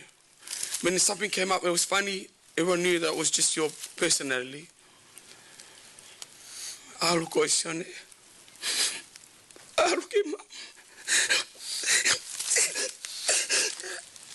Aluki ba. Aluki siwa. Aluki siwa kato ki o family to ko mo to fifine. Ko ili nai ni to ko ki to tolu ki no moya. I was ill be out ni. And I thought I'll be ready for this day, but I'm not ready for this day, Papa. Kataki. I smile and laugh and joke only because I'm trying to accept that you're going to God. You said to me, what are you crying for? Tangi ki ha, ke was ilo to alu ki he mani. Tangi pe kapa to alu ki heli. Mo ni pe koe pa. Pa mo mo e au tangi to ko. Tamai aku. I'm just so proud that I was one of your many sons. There was plenty sons than just 3, 4, 5. There was more than that. There was more daughters. There was more nieces. Because you loved everyone the same. No one got special treatment from me, Sione. Depends if we're toto or not toto. You offered the same. Alu koe, Sione. Alu koe ki Fetu'upongipongi ki tala mai e ngahi o tua ki alu ki ai. Kapate ke Latu. Pe te ke tui pe ki ai. E a o Sione Mapapalangi ki ai. E Fetu'upongipongi ma alu fe alu katoa ki ai. O whaatu family, o whaatu siasi, o whaatu whaiwhikau. Amen.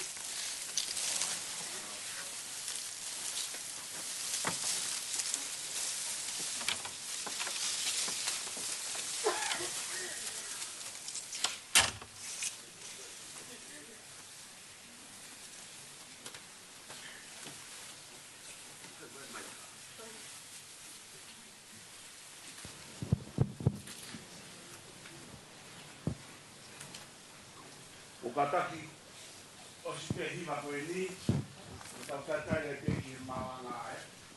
O hiva koe sipe Malanga.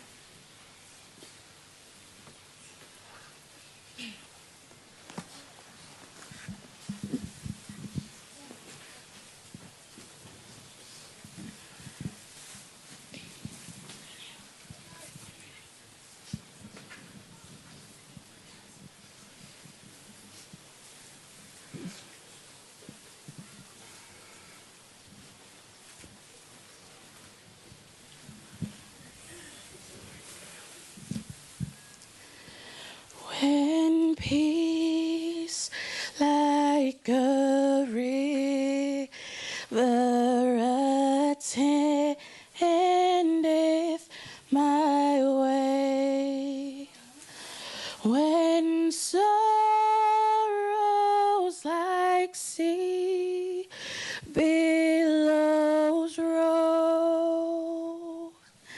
Whatever my lot, thou hast taught me to say, it is well, it is well with my soul. It is well, it is well with my soul, with my soul. It is well, it is well with my soul. My sin, oh, the bliss of this glorious thought. My sin, not in part, but the whole, is nailed to the cross, and I bear it no more. Praise the Lord, praise the Lord, oh my soul. It is well, it is well with my soul, with my soul. It is well, it is well with my soul.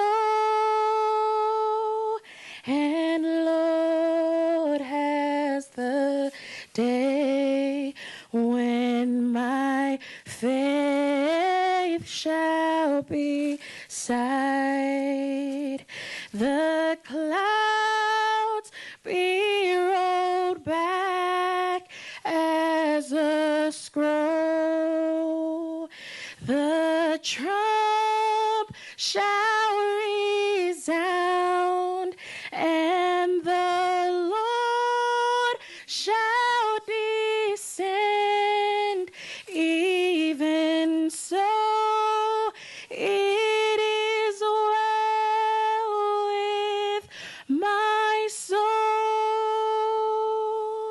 It is well, it is well with my soul, with my soul. It is well, it is well with my soul.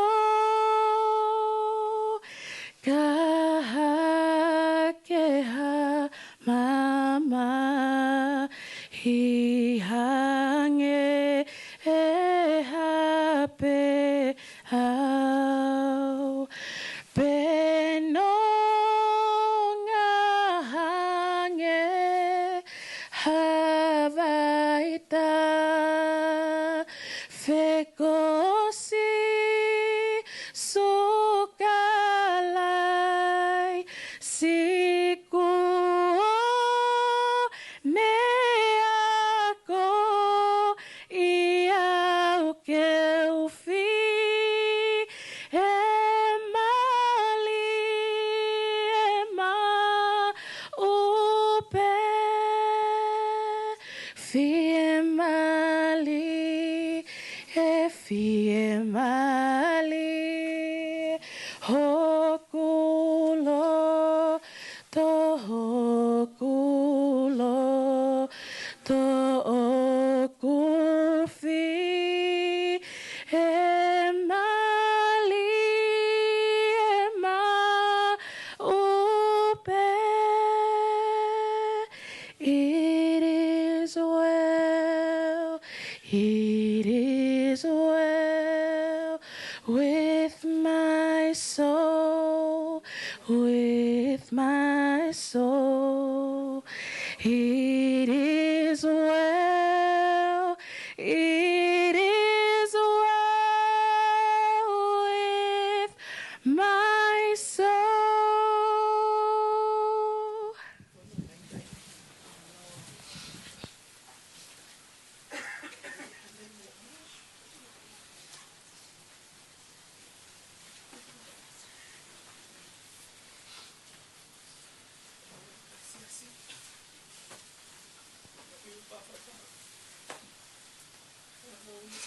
Mataki tolpe ni te lima.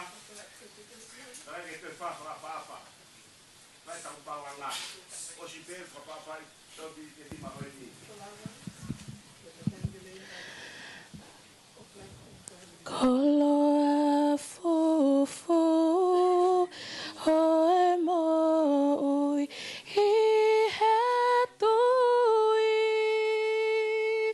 I ete I nasi I he kona oi kolosi hoto fe ao koe whale ngā mamahi I ka kua mo ui e te amanaki he sisuku oke tokai maana anga vai halani ene whaingata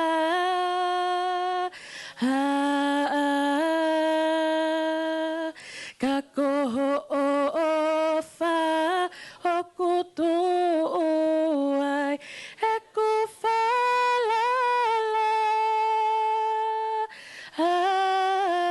ko ia no ngā moe kuna aho moe po e te whakalauloto o whakakakato pe hofi na ngalo he koko e oku tu ai he kumanako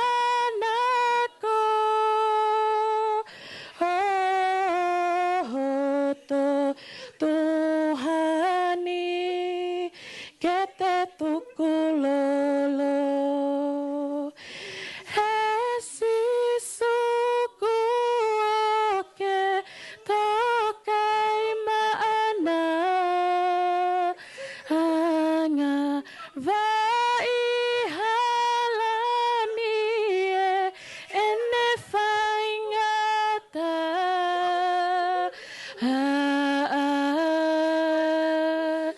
ka koho o wha o kutu ai he ku whalala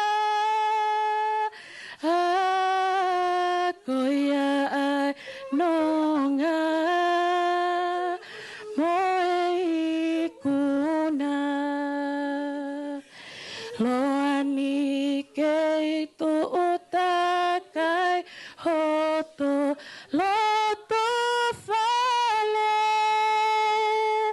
he ka te tu ame lie ki he aho koe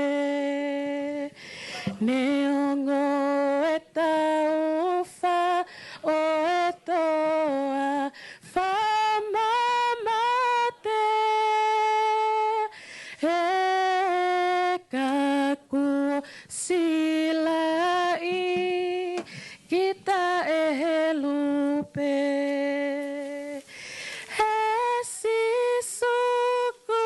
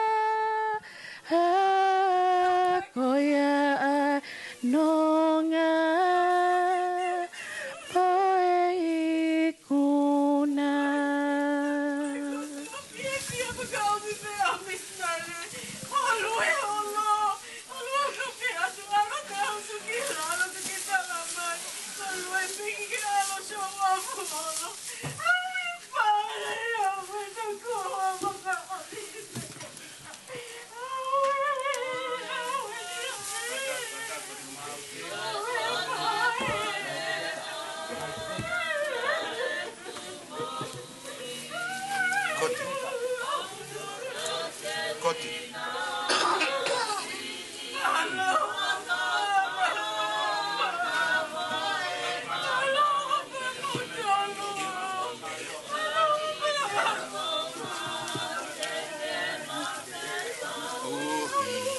Failotu này ấy.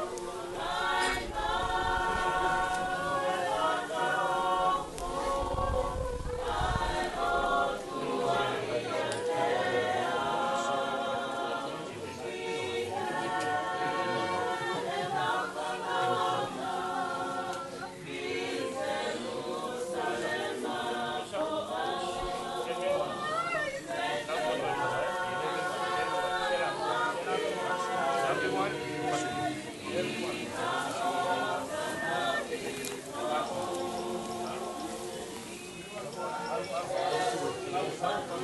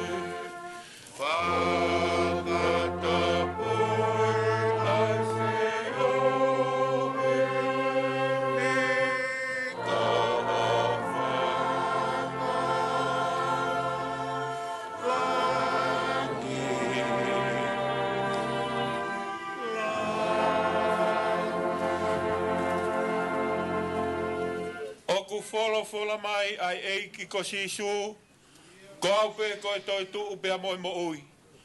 Ko i au tui pi ki tai kia te au, ne ongo ko pe kia ka tene mo ui pe. Pai longa aia o Moimoi mo tui pi ki tai kia te au, e i kai au pito tene mate o taangata. He ko ilo o ku mo ui a hoku ko e ri. Pe tene tu mai ki funga efu ki mui. Pe hiri hoku ki ri, hono aunga pehe. Ka ko ia i pe hakakano teu mamata kia eloha. Aia teu mamata kia ai o kune kau moau. Pe ako hoku ni mata e sio kia ai o ikai o ikehe. Na ikai teu hau mo kita, na ikai te tau hau mo kita utolu hamea ki mamani. Ko hifo ki e ikai te tau lava. Ke alu mo kita utolu hamo mo ime. Ko sihova na ne foa ki, pea ko sihova ko ne to'o atu, kai malo ia i pe ai huafa o sihova.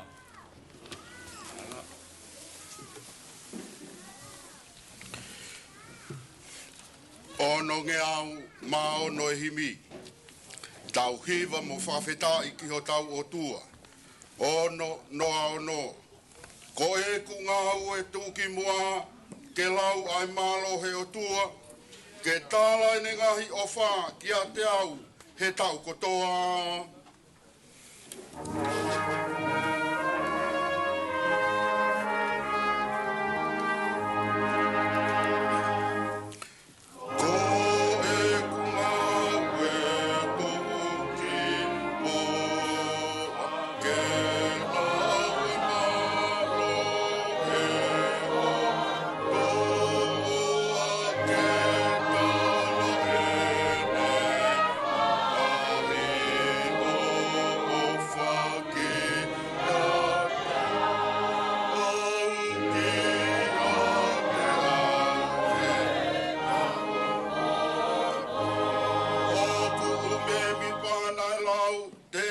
Whanau iau, pea moe ku vale vale, nane iai o puke hake.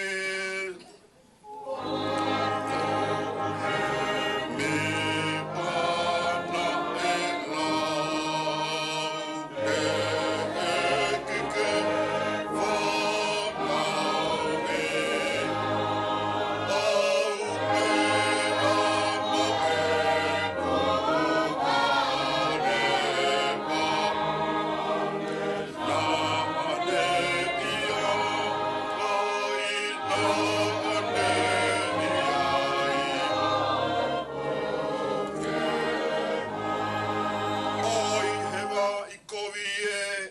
tangata pe whiwhine, tā kua pau ke tūtamaki, koko e pe, neu Hawaii.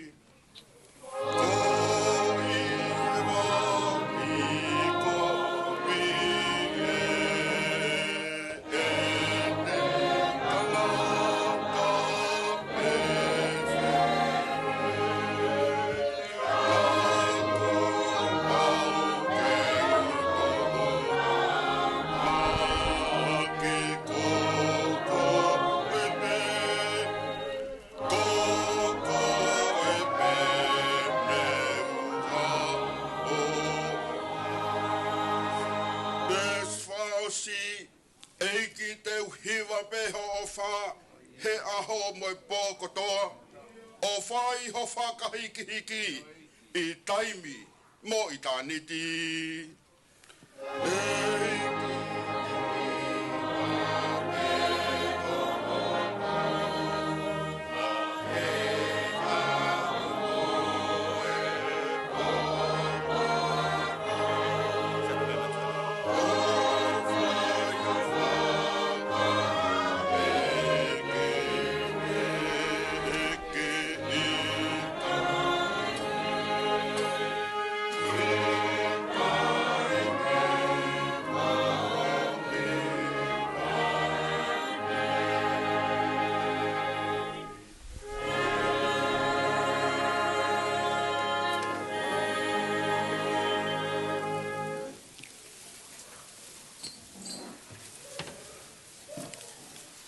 Tui o taimi, pea koe tui koe o itaniti. O mau unu mai, ke mau punou o hanga atu ki a Fiona. O mau tāpafua ho huafa, ko Sihova sa paoti, ko ela eloha ai pe ai a Fiona. Ko koia ai o tua ko e mau tamai. Ko koia ai o tua ko e alo. Pea ko koe ai o tua ko e laumari e ma oni oni. Ko e toko toluni ka oku taha i pe. E o tua mafi mafi. O tua tae liliu. O tua tae ngata. O tua ofa mo oni. Ai a Fiona. O mau whakato mape e iho ao. Pea moloto tukulolo mo oni. Mau whaka mo oni. Ko e laumari e ma oni oni a ho afio. O kune whaka malu malu. He whiohi o mau whai. Pea o mau apasia kakato. E mau whaka mo oni. Ko e o tua ma oni oni. O ku ma oni oni. O ma oni ange whau aho awhio. Ko e uho o mo ui, wha mo oni mai aho o wholofola ko o whaia. Pea mau tala noa ki he o wha, ko e hame au tū ki mu ai a o wha, he ko o wha ko sisu kalaisia. Tala mai e o tua mafi e he palofita. Nā ke hā kia te au pia me he potu mama ona. O ke wholofola mai talatu. O go o whai ki mautolu. A ki ai o whataengata. Nā ke hā ngā whakahaha ai mo oni ho o ofa. Nolo tonga pe o tua mafi e mau si tua pia mei ho afio. Lolo tonga pe e o tua mafi e mau whai ki o mau loto. Nai kai ha mau amanaki anga. Ka pauna I kai ai ofa ai a Fiona. Ka ke afio I ki mau tolu. E mau au hia hifo I he mala ia mo e mate taengata. Ka ke hanga o fuaki ho aloko sisu kalaisi. Whakaha ai mo oni ho o ofa ia te mau tolu. Ke whaka mo oni ai talau whai he apostolo. Aia I e mau ia te ia. O mau mauni ai huhu I koe mea I o tātaa. Ko whakamore more e mau ngahi anga hala. O whakatatau ki he mohu mea aho o keresi. Mau whakamooni ko o anga tala o whamo o anga whai totonu. O kuna kau ke whakamore I ki mau tolu. E o mau vete iho ao. O tua mafi e mau ngahi tono no kotoa pe. Koe haha lele I ke mau tala. He oku ke toka afio. Ho mau fulu I ulu. O a o ki o mau awhi vae. Ke mesi ki a te ki mau tolu e o tua mafi. He koho tau ai manawa ofa. Dang mau whawhetai. Mo whawhetai. Mo whawhetai ho mau laumari e ke taimata. Tala mai he apostolo. Tāko e mau mo ui. o makatuunga pe ia I he keresi pe ai afiona. O tua, koe whawhetai anga ia ho maulau maari. O tua koe o kutai whiriwhiri manako ho o ofa. O tua e afiona o hange koia ko mau hake atu pe a moia. Lolotonga e mau wanuanu he angahala. O tua, neongo na e taha pe ai koloa o loto langina. Ho alotof pe taha ko kalaisi. Ke anga foaki, ke mau wanuanu ai he mo ui. Whaftai o mau lau maari e ke taangata. Koe mau ilo e o tua mafi. Ko mau tauhi lelei ai afiona. Tala mai e o tua mafi. Na ke foaki aho o mo ui. Ko hiko ki mau tolu ai whangasipi. O ku ke tautou kalanga I ho folofola. Ko au koe matapa. Ko au koe matapa. I longa aia e huia te au. Tene mau e mo ui taangata. Kai ke ngata he mau inasi he mo ui taangata. Te mau hu atu pia mau hu mai. O mau mea tokoni. O tua lelei ai afiona. O kui kai hato e mo ui ia. Koe mo ui o kuhu ufa taha pepea mei ho afio. Tala mai pe ho mau tala I he tau ko e ni. E o tua math. Hu upe mau toka ngā ki he mea o olunga. Koe haku hu ai e mau toka ngā ki he mea o olunga. He oku afio a kalais he tō matau o e tamai. Koe potui au ki ai mā oni. Koe potui au ki ai mo ui. Koe potui au me ai. Ai whakanonga mo e whakawhie maari e. O e mau mo ui. Mau whakamalo atu e o tua math. Tau mani o puri ki ho fofo ngā. E o tua. Me aheni alomu. Kai o maa e whahu. O iheni awahai whewheka. Pea pehe ki ongo whamiri. O iheni tangatai 5 kausea. O iheni ai siasi. E o tua mafi. Toka se vaniti ai afiona. Iho mau loto. O tua. O mau whawheta I atu ki ho afio. Si koutou leke reka. E o tua mafi.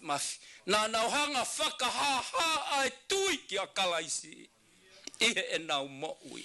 Whakaha ihe e nau tui he nau ngawe. E o tua mafi. Pea tau mani o puri ki ho afio. Fua e kolosi tari e mamahi. Whanonga pe o au ki he ui ma oni ai afiona. O tua mafi. Mau whaftai atu he whaki koloa lelei aho afio. O tua mafi. Neongo gune epa iho mau loto ngā. Ka kone tau lelei. Kone ikuna whakapoe tau hi e tui totonu. O au e o tua mafi ki he aho ko e ni. Whaftai o mau lau maari e. Mau ha se vaniti na e ofa moni ki a Fiona. I kai tene lau e ne mo ui a whaingata a ia. He mo ui whakasino. I kai tene lau e ne taule ke reka. Tape a moho a fio. Kei tūpe ap ko Fetu'upongipongi. He kawe au e tui. Pea mo e whalala o tua. E o tua math. Mau whakawhetai. Ko e rea pe ia te mau whai. He whakahasino mai he tui a ngāwe. E o tua math. Ai tauhi pea mo e ofa ki he a Fiona. Pea mau heni. Mau hinga lafa I o ao. Mau salute he ao e a Fiona.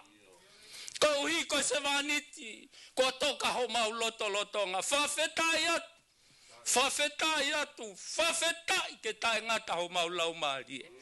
O tua math. Kai ke mau pore ki mau tolu he se tuata.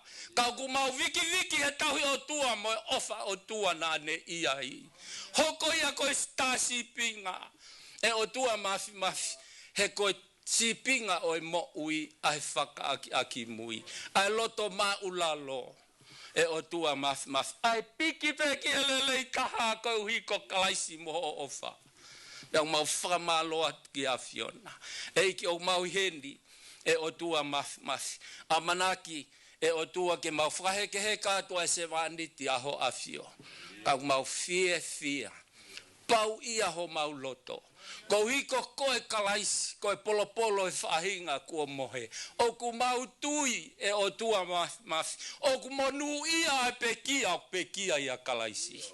Nau mau amanaki lei e o tua. Ki he aho te ke toi foki mai ai. Te nau toi tuuhake ke whawhe ao ki ho awhio. Mauhanga ki awhiona. O tua ai nonga aho awhio. Ai melino aho awhio. Sisu kalaista pui kina akia. Lomu kauma ai ulumotua. Ai fahu pe pehe. Ongo 5 kausea pe mo family. Tapo aki ai nonga mo fie mari. Kai ke ngalo si talafiana. Si telu sa pe mo toe nga whana u mo whanga mopuna. Eiki o mau hapai kakato. E o tua. Mau pau ia. Ke toa e taha kai tumai ai a Fiona ke hoko ko nau pare tua. O tua e mau hangat ko hiko ho se vaniti. Te mo e folofola ko te uho lau maari e whafou ia te ia. O tua mafi. Hei kai lava e koloa ke whai ho nau whakanonga. Hei kai ke lava he paanga ke whai ho nau whakawhie maari e. Ko e lea whakaofo aho awhio. Ko ho folofola ko koto malohi mo koto mo ui. Eike hoko ia. Ko halingi halolo ki o nau ngahi loto. E o tua whanonga pe